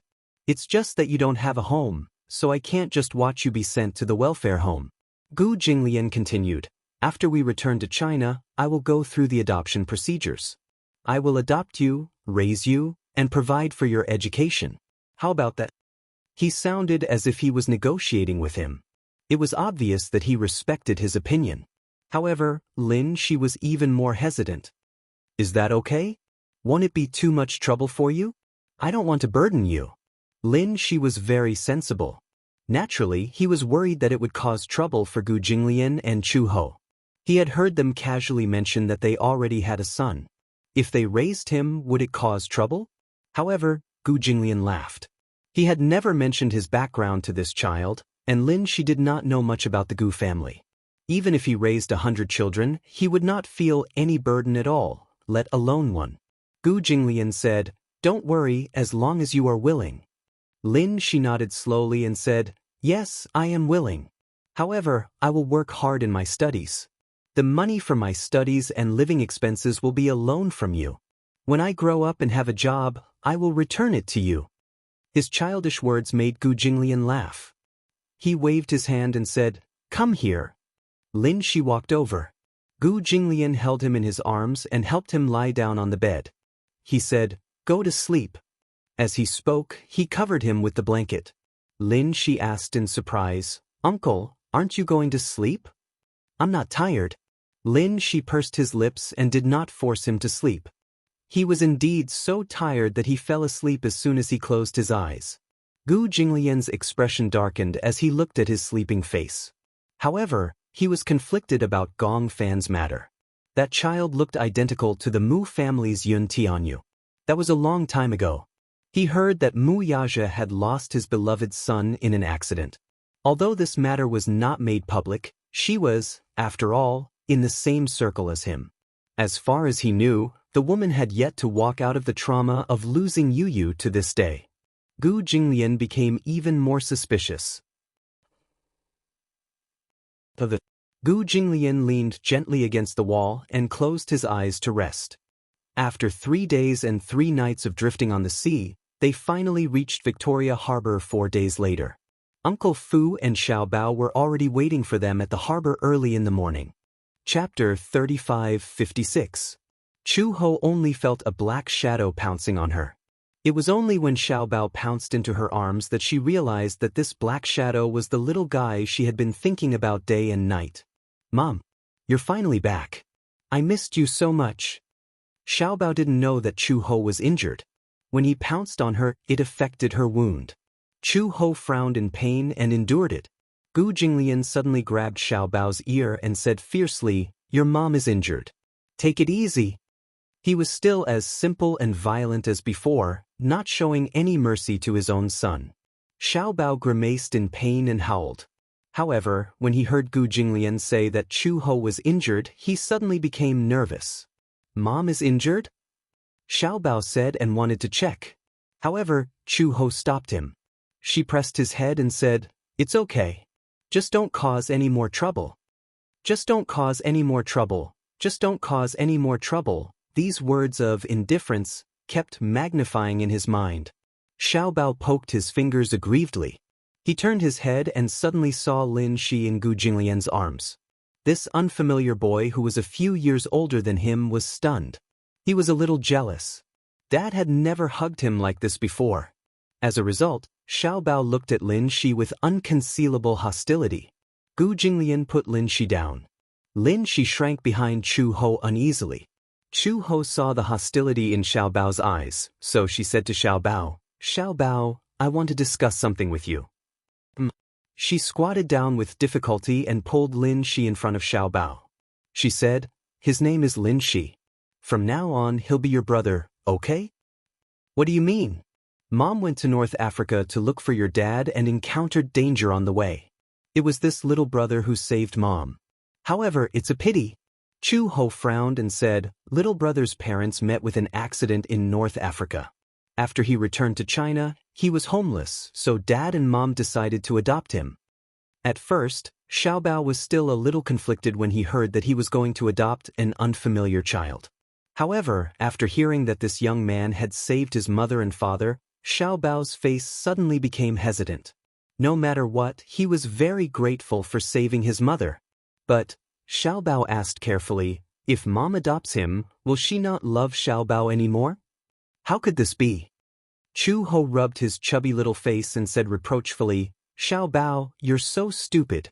Why would you think that? Think about it, Mom and Dad won't stop loving you. Instead, you'll have a little brother who loves you. Lin Shi also gathered his courage and said, I will definitely be a good brother. He was too nervous and wanted to perform well. Therefore, he was stuttering when he spoke. As Lin Shi spoke, he nervously extended his hand. His palm was wet with cold sweat. He had heard from Chu Ho that she had a 6-year-old child, so he desperately wanted to get Xiaobao's acknowledgement. Xiaobao looked at Lin Shi's outstretched hand, then looked at Gu Jinglian and Chu Ho. Finally, his gaze fell on Lin Shi's sincere face. Seeing that he was so nervous that his lips were trembling, he felt his heart ache for him. He did not hold Lin Shi's hand. Instead, he walked forward and hugged him gently, giving him a friendly hug. Chapter 35:57. He thanked him sincerely. At the same time, Xiaobao smiled and said, "However, from now on, you're my older brother. As your younger brother, I'll take good care of you too." Lin Shi was a little surprised. He did not expect Xiaobao to accept him as an outsider so easily, let alone say such heartwarming words like, "I'll take good care of you too." However, to Xiaobao, although Lin Shi was a stranger, he did not have the ability to do so. This little brother had saved his father and mother for him. This kind of life-saving grace was too precious. "You don't have a home anymore, so the Gu family is your home," Xiaobao said. For some reason, Lin Shi, who was so stubborn that he refused to shed a single tear even in the face of such a ferocious rebel army, actually shed tears because of this sentence. After returning to the Gu family, Gu Jinglian immediately called for the doctor to check on Chu Ho's injuries. The wound was infected and inflamed. In such a harsh and complicated environment, even if the wound was properly bandaged, applied medicine, and disinfected, due to the fighting along the way, the originally bandaged wound showed signs of healing. However, due to the violent movements, it was torn open, healed, and torn open again. This repeated over and over again, and in addition to the environment, it was inflamed. Fortunately, it was not too serious. It was just a little festering and pus. It was a pity that this place would be scarred. However, Chu Ho had so many injuries on his body that one more would not make a difference. There were several gunshot wounds on her body, and this was probably the lightest one. Gu Jinglian had specially instructed Chu Ho to do a full-body checkup. Chu Ho did a full-body checkup. He remembered that during one of the explosions, the strong shockwave had directly flipped them over. Gu Jinglian was not too far away from the impact, but Chu Ho was sent flying back to the tree trunk. He did not know if his tendons and bones were injured. The doctor touched his tendons and bones. After asking, Chu Ho also said that he did not feel any injuries. Hence, at least his tendons and bones were not injured. Gu Jinglian was relieved. Xiaobao did not know what was going on. Only after Uncle Fu explained again and again did he understand. It turned out that his father was stuck in North Africa because of work. His mother was worried and rushed to North Africa. The two met on the way and returned together. Fortunately, both of them were fine. However, Gu Jinglian knew very well that if it weren't for Chu Ho's tacit cooperation, he probably wouldn't have been able to get out of North Africa in a short time. And this was the most optimistic scenario. With Chu Ho's injuries, he probably wouldn't be able to get out of bed for at least half a month. She applied the medicine and lay down. The doctor examined Lin Shi and Gu Jinglian again. Gu Jinglian only suffered some superficial injuries. In the end, it was nothing more than a dislocated ankle, but he reconnected it himself. The doctor repositioned it for him. Other than that, he was fine. Lin Shi suffered more injuries, but most of them were superficial wounds and not too serious. The trip to North Africa was a thrilling one. Fortunately, they were safe. However, during the half a month that Chu Ho was bedridden, Uncle Fu discovered something very strange. His master actually knew how to take care of someone. During the half a month that Chu Ho was bedridden, it was difficult for her to move around. She could not sit up very well. Occasionally, she would turn around and need someone to carry her. Chapter 35:58. Now that he was bent on recuperating, he could not be too reckless. He had to be careful in everything he did to avoid affecting his wound. Uncle Fu originally wanted to hire a nurse, but Gu Jinglian rejected it. When he asked for the reason, he refused to say anything. It was only when he passed by the room in the middle of the night that Uncle Fu saw Gu Jinglian turning over with Chu Ho in his arms through the crack in the door that he suddenly understood. It turned out that the old master was worried that the nurse would be clumsy and wanted to take care of him personally. Gu Jinglian usually did not do any chores. Other than work and the Gu group's matters, he was like a shopkeeper who did not care about anything else. Not to mention taking care of an injured person, he would not even know how to wash the dishes. He did not do any chores and had never served anyone like this before. However, in the past half a month when Chu Ho was bedridden, Gu Jinglian had been taking care of him. Chu Ho was also very surprised. She did not expect that Gu Jinglian seemed to have changed a lot after returning from North Africa. Even when facing her, Gu Jinglian still had his usual arrogant and cold face. However, he would accede to her every request. He even tried to wash her face and peel an apple himself. The scary thing was that when it came to taking care of people, he could not do anything else except peel an apple. He actually used a military knife to peel it, and the skin did not even break. How valiant! It was also an eye-opener for her. Gu Jinglian asked Uncle Fu to investigate a matter. Uncle Fu thought that it was something important, but he did not expect Gu Jinglian to ask him to investigate Mu Yaja's son, Yun Tianyu. Master, why are you suddenly asking about this child? This child, Uncle Fu sighed as he spoke. This child is Yun Xiaxia's sore spot. Yes. Do you have a photo of Yun Tianyu? Uncle Fu shook his head when he heard this. But I have a photo of Mu Yichen, Mu Yaja's eldest son. He and Yun Tianyu are twins, and they look exactly the same. Master, I'm a little curious. Why are you suddenly asking about this child? Because, Gu Jinglian said faintly, I met him in North Africa. Uncle Fu hesitated for a moment before his expression changed. Could it be Yun Tianyu? Gong Fan. Gong Fan? You should know about the hurricane group. Gu Jinglian paused for a moment before continuing. It was hurricane group that took over Weyert. I saw a child who looked exactly like Yun Tianyu in North Africa, but his name isn't Tianyu. His name is Gong Fan. This, Uncle Fu was also speechless. He felt very strange. Yun Tianyu was indeed no longer around. Even after so long, Mu Yaja and Yun Xiaxia still could not walk out of the shadow. Yun Xiaxia, in particular, was still very upset. Yun Tianyu's name could not be mentioned at all. It was Yun Xiaxia's biggest pain in her heart. Uncle Fu asked hesitantly, Master, are you sure? A dead person can't be brought back to life. Are you sure you're not mistaken? Gu Jinglian was also a little hesitant. He was also a little skeptical. Do you think there are two people who look exactly the same in this world? Chapter 35:59. Gu Jinglian furrowed his brows. But what? Uncle Fu said, it's just that it's impossible to say that they look like they're made from the same mold. Even if they're twins, they look different. Gu Jinglian furrowed his brows slightly but did not say anything. Forget it. There's no need to get involved in the Mu family's matters. This is their family matter. Uncle Fu sized him up and suddenly said carefully, Old Master, ever since you came back from North Africa, I've noticed that you've changed a lot. How have I changed? You've become gentler.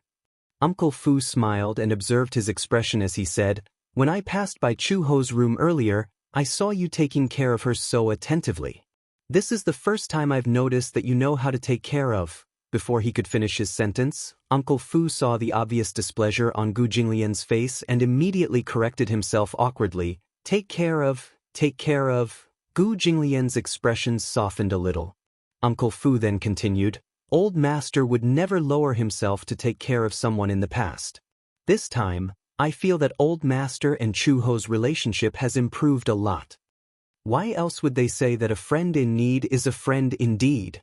After all, he had gone through a life-and-death situation. Compared to the tit-for-tat between the two of them, it was indeed different. Gu Jinglian gave him a cold sidelong glance. You look too much.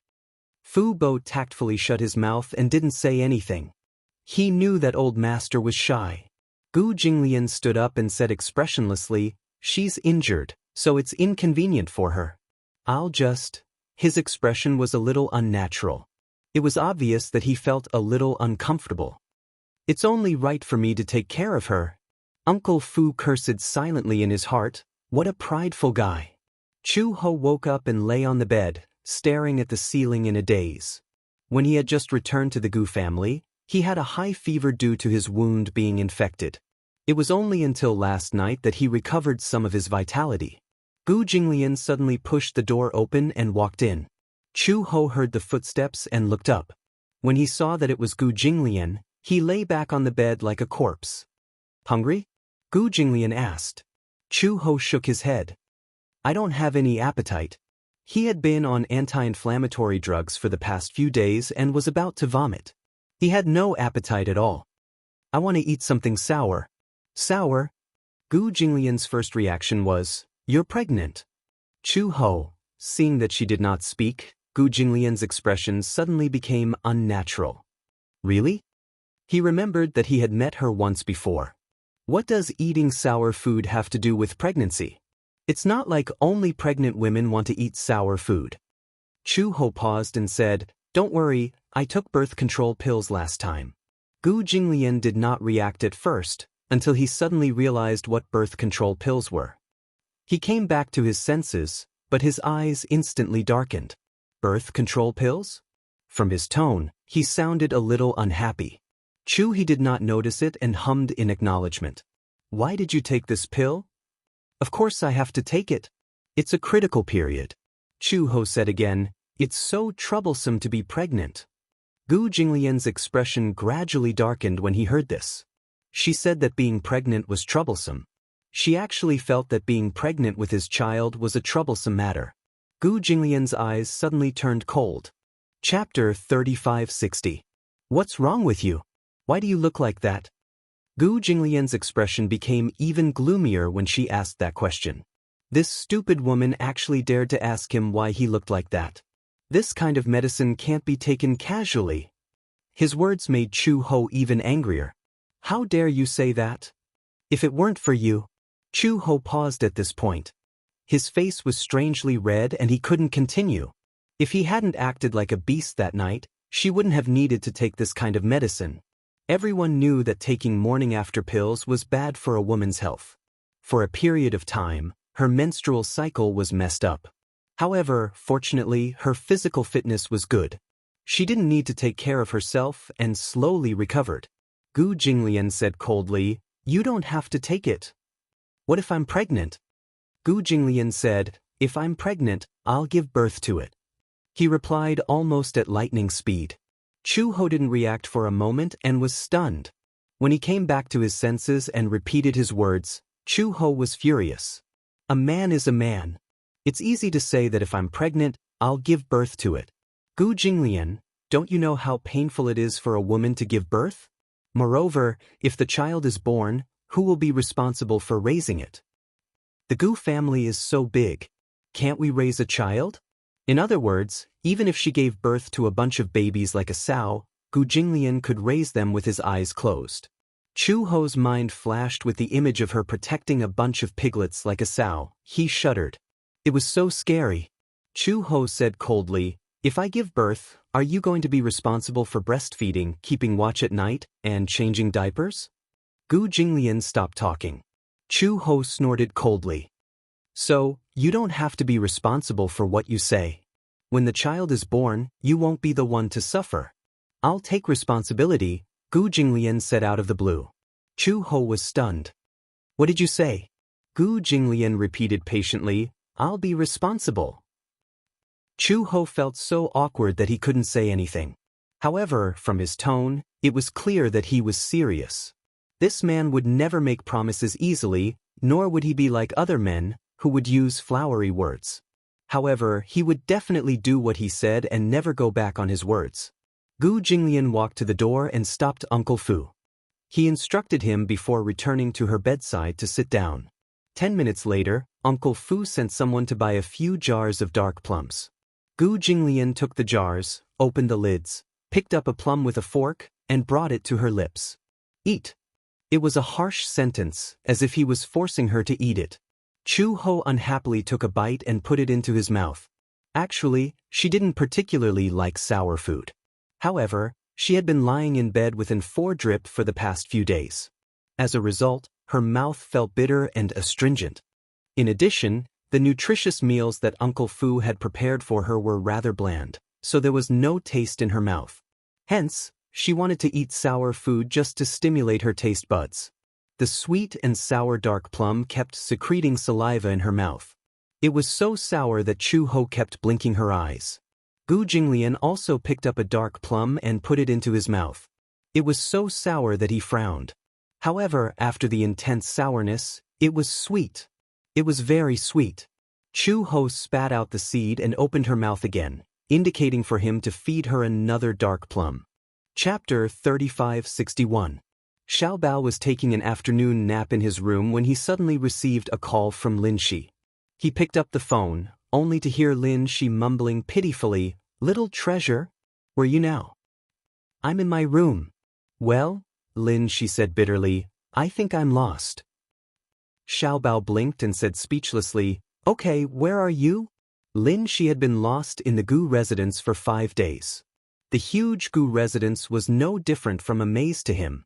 How big was the Gu residence? Let's put it this way. His parents worked in a factory in North Africa, and the Gu residence was as big as the factory. However, he would never get lost in the factory, not only because he grew up there, but also because the roads in the factory were wide and there weren't many twists and turns. The Gu residence had dozens of courtyards in the front yard and backyard. These courtyards were connected by all sorts of winding corridors. It was no different from a maze. This wasn't the first time he got lost. Fortunately, Gu Jinglian had given him a cell phone. When he got lost, he could call Xiao Bao and Uncle Fu for help. Lin Shi said over the phone, I don't know where I am, but I see a rockery and a big pond. There are so many rockery and ponds. I don't know which place you're talking about. There's an ancestral hall here. There seems to be a lot of memorial tablets inside. Ancestral hall. Xiao Bao thought about it carefully and remembered that he had been there twice when the Gu family worshipped their ancestors, so he knew the way. Wait for me at the entrance of the ancestral hall. I'll go find you right away. After hanging up, Xiao Bao jumped out of bed, rubbed his eyes, and ran downstairs. After passing through several courtyards, Xiao Bao finally found the ancestral hall. He saw Lin Shi standing at the entrance, looking a little embarrassed. Xiao Bao walked over and complained, "Lin Shi, why are you here? You've been here for a few days, but you still don't know the way?" Lin Shi said awkwardly, "Your house is so big. I get lost every time. The main thing is, I don't remember the way, so I can't tell the direction." Xiao Bao glared at him reproachfully. Lin Shi thought that he had said something wrong and looked at him uneasily. Xiao Bao said, "What do you mean by, my home?" "Lin Shi, this is your home too." When Lin Shi heard this, she realized that he was unhappy about this. Her heart warmed and she held his hand. "All right, this is our home. I was wrong. Don't be angry." Xiao Bao smiled. "Let's go." The two children walked hand in hand to the courtyard, but they heard a commotion not far away. "It's the Gong family. Quickly go and inform the master." Then, Xiao Bao and Lin Shi saw Uncle Fu rushing to the main building. He was in such a hurry that he didn't even look at Xiao Bao. Xiao Bao looked at the entrance strangely. He saw that among the group of people, only a silver-haired man stood out. He had an imposing aura and was about the same height as Gu Jinglin. He wore a snow-white military-style trench coat and a pair of white combat boots. Every inch of his handsome face was exquisite and impeccable. Xiao Bao's eyes widened. This man was cool and handsome. Chapter 3562. Hearing this, the man turned around and nodded slightly. He instructed a few of his men to stand guard outside the door and said coldly, "Wait for me at the door." With that said, he followed Uncle Fu to the guest room. When he passed by Xiao Bao and Lin Shi, the man looked straight ahead without looking back. His footsteps were like the wind, messing up Xiao Bao's bangs. Lin Shi was a little intimidated by his aura and asked fearfully, "Who is this man?" Xiao Bao shook his head in confusion. "I don't know either." In the guest room, Uncle Fu brewed a pot of Dahong Pao tea and poured 2 cups of tea for Gu Jinglian and Gong Jie. "Young Master Jie, what brings you here?" Gong Jie took a sip and put the tea aside. He didn't exchange too many pleasantries and went straight to the point. "I heard that you just returned from North Africa a while ago." Although his voice was low, he couldn't hide his aura. Hearing this, Gu Jinglian said mildly, "Yes. I heard about it too." Gong Jie looked at him. The Gu Industries factory in North Africa, Werther, has been bought over by Hurricane along with the land. Since Hurricane bought it over, young Master Jie should know about it. Hearing this, Gong Jie's eyes darkened. Is this true? Gu Jinglian snorted coldly. Even in front of Gong Jie, it was hard to quell the anger in his heart. After all, he had been reluctant to give up that piece of land in Werther. At that time, he was on par with Hurricane. If Gong Fan hadn't been so despicable and ruthless, he wouldn't have taken the initiative to withdraw from the North African market.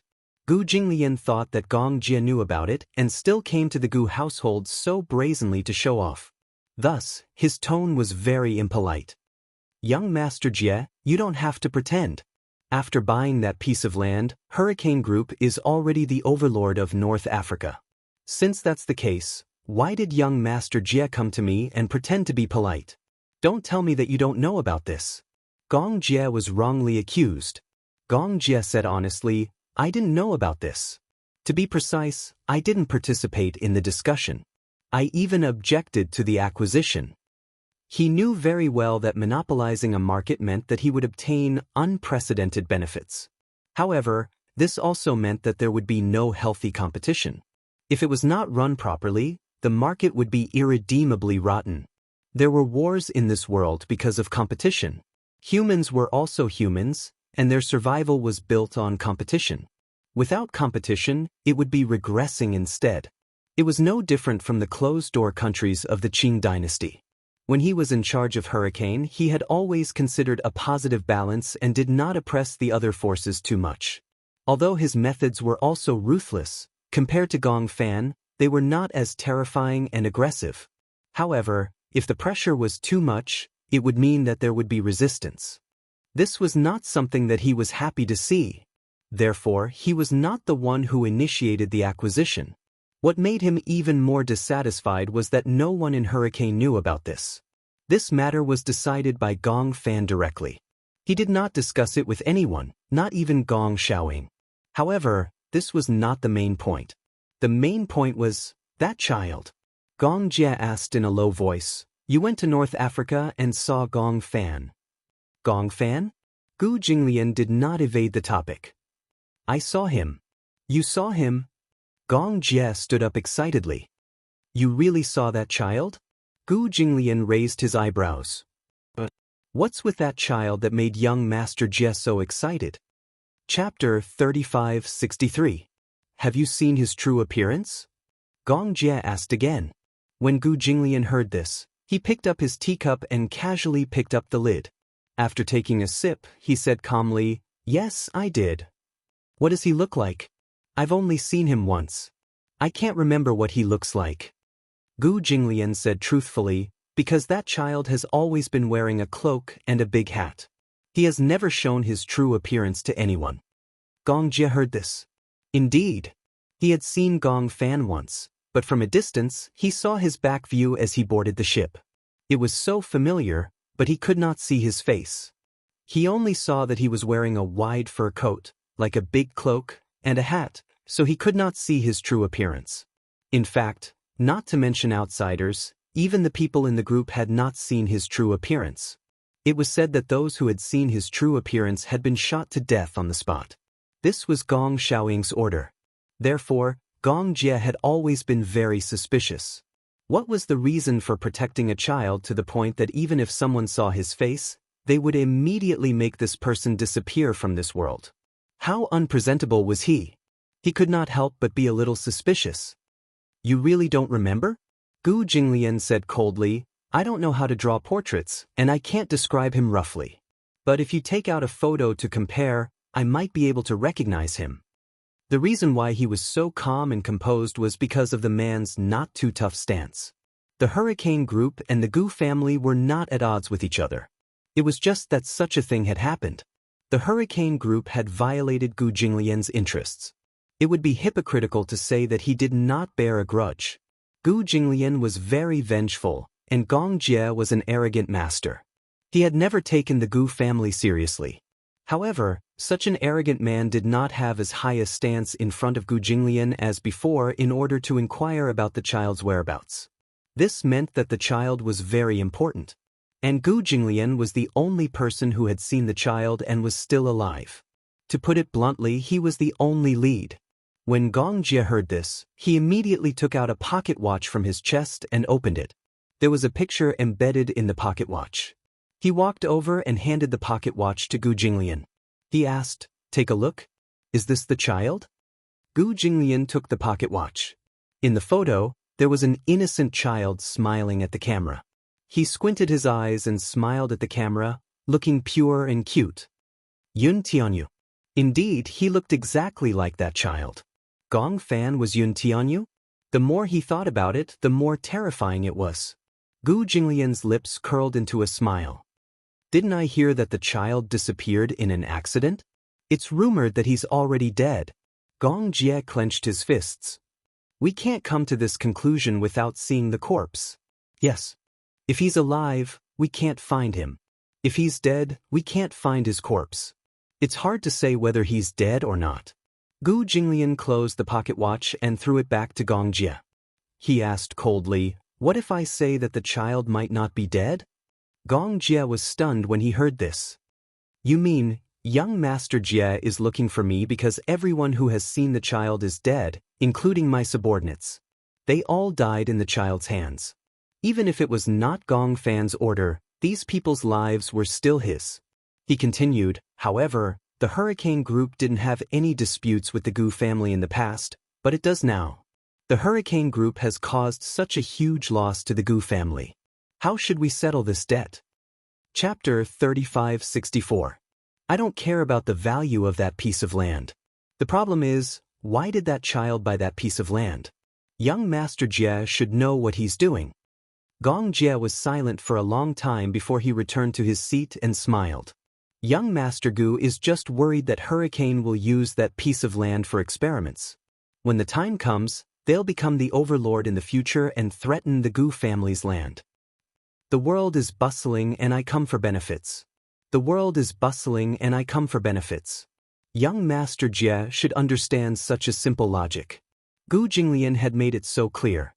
If Gong Jie still did not understand, then his title as Hurricane's chief commander was just an empty title. In other words, Gu Jinglian was implying that the Gu family's losses were small, but if Hurricane grew too big in the future, it would be lonely at the top. It would not be beneficial for Hurricane and the Gu family. Similarly, he also deliberately revealed that the child he saw in North Africa might be Yun Tianyu. However, Gong Jie still wanted a definite answer. He said, "Hurricane will definitely compensate the Gu family for their losses. However, before that, you have to give me a definite answer. Is that child called Gong Fan really Yun Tianyu?" "I don't know." Gu Jinglian continued, "No one dares to say such a thing, but the child I saw in North Africa has the same face as the child in the photo you showed me in your pocket watch." Upon hearing this, Gong Jie was so agitated that his whole body trembled. "It's you? The legendary son of Ghosts of Hurricane Group, that mysterious young man, is really you who went missing in that accident." Gong Jie clenched his fists, not knowing if this was a good or bad news. If it's you, why doesn't he know how to go home? Does he not want home, daddy, mommy, and brothers and sisters? If it's not you, why do the two children have the same face? Gu Jinglian continued, "Based on his appearance, the child is about 9 years old." 9 years old? Gong Jie grasped another piece of information. 9 years old. When Yu went missing, she was 8 years old. It had been more than a year since she went missing. Everything seemed to match. He didn't believe in such a great coincidence. Hence, he firmly believed that the mysterious youth called Gong Fan must be Yu. Gong Jie came to another conclusion. For the past year, Gong Xiaoying had been hiding Yu in Hurricane, and no one knew about it. Why is Yu in his hands? What did he do to Yu this time? Yu, who had been missing for a year, had turned into Gong Fan. Why had he become so ruthless? Gong Jie could not figure this out no matter how hard he tried. But one day, he was almost 100% sure. Yu was Gong Fan. Gong Fan was Yu. When he found out, Gong Jie was extremely excited. For the past year, he had not stopped looking for Yu. However, he had not found him or his corpse. Yun Shishir missed her son too much and was depressed. If it weren't for Xiao Yichen and Yue Yao, she might not have been able to walk out of this trauma. Gong Jie stood up and said to Gu Jinglian, "Young Master Gu, sorry to disturb you." He turned around and left in a hurry. Gu Jinglian watched Gong Jie's back coldly. He gently blew on the surface of his tea and took a sip. In the past, if the Gong family came looking for him and asked about this matter, Gu Jinglian would have treated it as if it had nothing to do with him and would have kept quiet. However, things were different now. Chapter 3565. Perhaps it was because she was worried and put herself in his shoes that her heart softened a little. Gu Jinglian put down his teacup, slowly stood up and walked upstairs. When Gong Jie heard the news, he did not immediately look for Gong Xiaoying. Since his father had deliberately hidden Yu, named him Gong Fan, and isolated him from the world, it meant that his father had other intentions. If he found his father, Gong Xiaoying might not admit it. Instead, he would be even more guarded. As such, it might be even more difficult to find Yu. The most strange thing was that if Gong Fan was really Yu, why would he be loyal to Gong Xiaoying and not want to come home? Even if Yu did not have the ability to leave Gong Xiaoying, given Yu's personality, he would not be so loyal to Gong Xiaoying. Moreover, all along, Yu had done things that went against the original intention of the Heavenly Eye plan. Back then, Yu proposed the Heavenly Eye plan to control the war by controlling the information technology in the sky to suppress the war. Gong Xiaoying did not agree with this idea. But now, Gong Fan was going to sow discord and create a war. His Heavenly Eye plan was made purely for killing. This was not Yu. This was a demon. If he was really Yu, how did he become like this? Gong Jie was heartbroken, but he could not think of a reason. He did not tell Yun Shishir about this immediately. After all, before this matter was confirmed, he did not want her to be shocked and have too much hope. If something happened then, he was worried that she would not be able to accept it. Back then, when she walked out of the shadow of this matter, he saw how much pain his sister was in. Therefore, Gong Jie left the Gu family and went to the Xinyu Financial Group first. Mu Yazhe was in the company. Gong Jie found his office, went in and got straight to the point. Mu Yazhe had just finished a meeting. Jiang Shen and Lu Jinyu were also in the office. Jiang Shen was a little surprised to see Gong Jie in such a hurry. "What's wrong? I have something to discuss with you." "What is it?" "You might still be alive." The man furrowed his brows when he heard that. "I know. However, we still haven't found his whereabouts." He had never given up on searching for Yu's whereabouts. Even though searching for a child was undoubtedly like searching for a needle in a haystack, and the cost of searching for a person every day was very high, no one was willing to give up. "That's exactly what I'm here to discuss with you," said the man. He sat down on the sofa, casually picked up the cup, and drank the tea in one gulp. At the side, Jiang Shen saw that Gong Jie was holding his teacup. He frowned and raised his hand, wanting to say something but hesitated. However, due to Gong Jie's abuse of power, he did not dare to say it out loud. He heard that this brother-in-law of his had a serious case of mysophobia. He was afraid that he would be beaten to death by Gong Jie if he said anything. "I might have found out Yu's whereabouts." Mu Yazhe heard this and reacted for a few seconds. He stood up abruptly. "What did you say?" "Gong Fan." Gong Jie said a name. "A few days ago, there was a war in North Africa. The Gu family's worther was acquired by hurricane. I remember mentioning this to you." "Okay." Mu Yazhe asked again, "What's the connection between these two matters?" Chapter 3566. My father said that this child was left behind by him. But from what I know, it's not possible that this child is my father's direct descendant.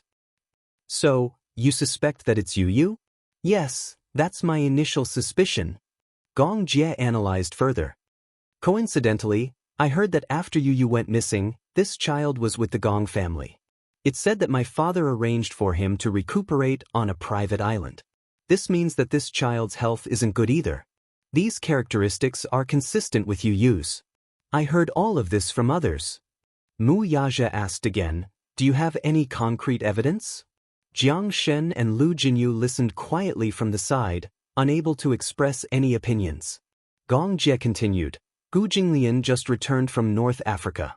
He's the only person who has seen that child and is still alive." "What do you mean?" The Gong family has ordered that anyone who has seen the child's face is dead. This means that my father has protected him very well. Hence, no one knows what he looks like or who he is. As Gong Jie spoke, he frowned and said, "Some time ago, Hurricane acquired Weird. I heard that it was a forced acquisition. Logically speaking, given Gu Jinglian's character, he would never give up that piece of land. I'm guessing that Gong Fan must have used something to threaten him and forced him to sign the agreement. As for why he didn't kill him, I don't know either." "Are you sure?" "It's precisely because I'm not sure that I didn't tell Shirshir about this immediately. I'm worried that if that child isn't Yu, it'll be another disappointment." Mu Yaja nodded as well. "We have some leads on this matter. Let's keep it from him for the time being." "Wait," Gong Jie suddenly stood up. Suddenly, he thought of something and his expression became serious. Mu Yaja saw that he looked nervous and didn't say anything. He was worried that he would disturb his thoughts. He must have found some useful clues again. Gong Jie turned around abruptly and glared at him. He suddenly said, "Lisa, Alice." I remember that there was a long period of time when Alice wasn't at the headquarters.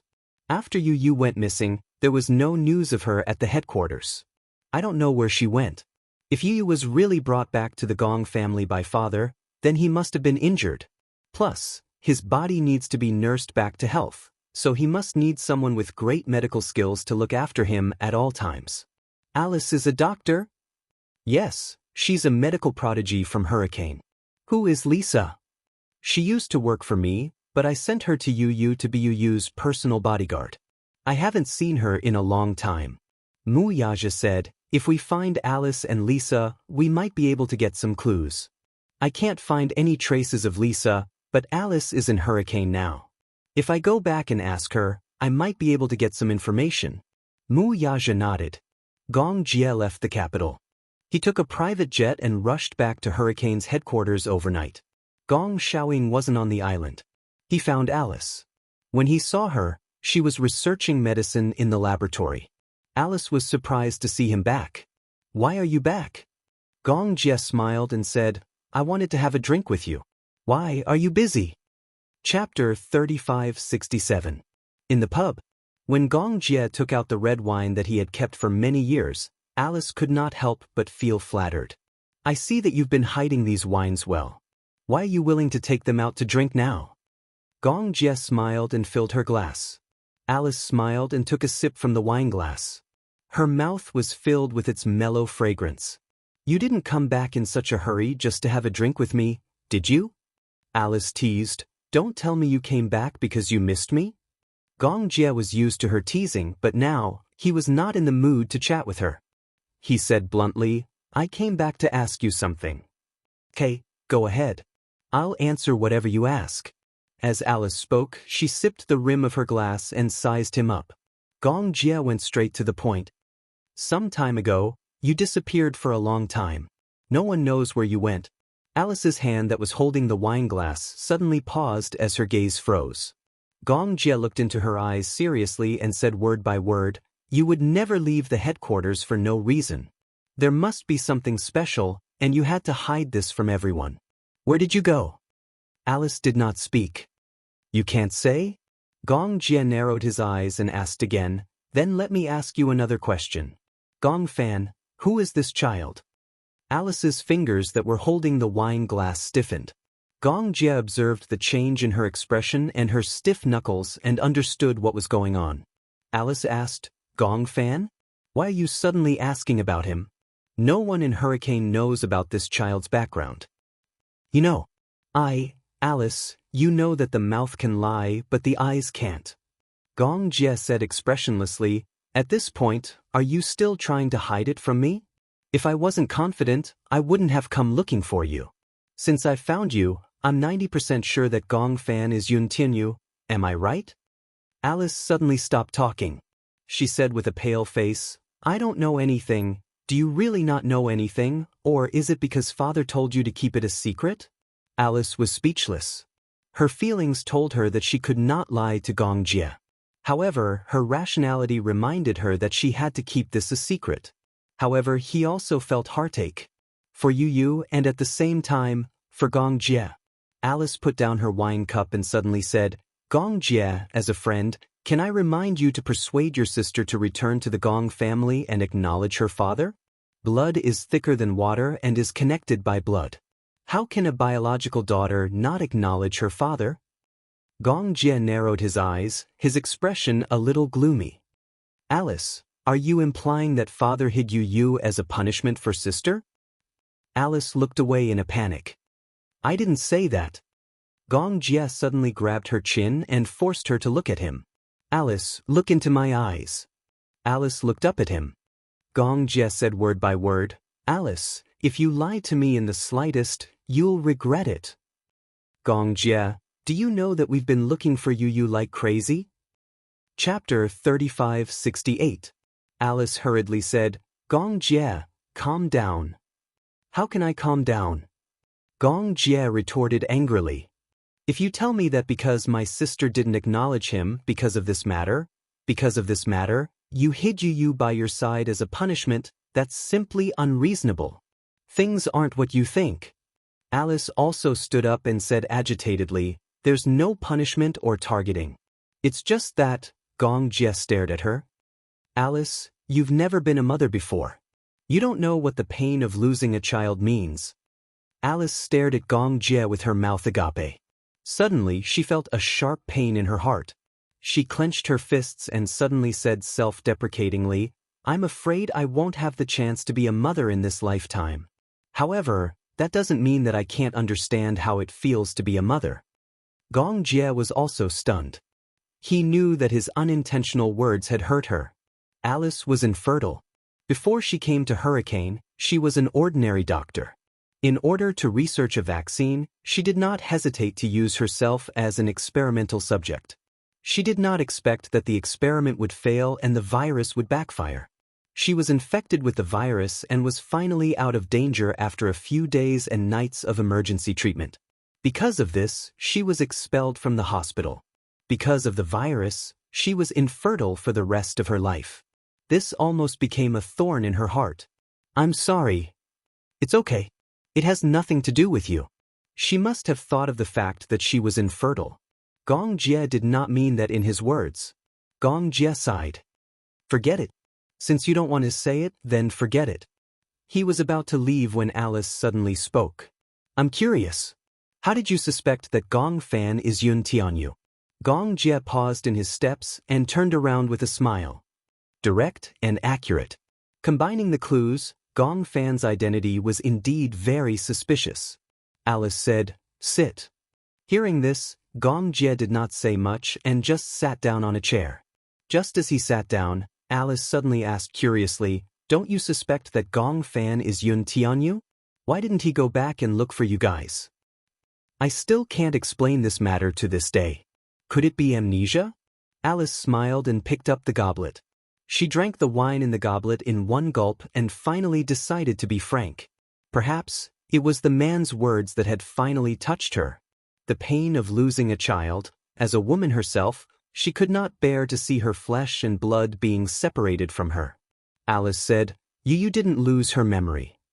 Hearing this, Gong Jie raised his head abruptly and glared at her.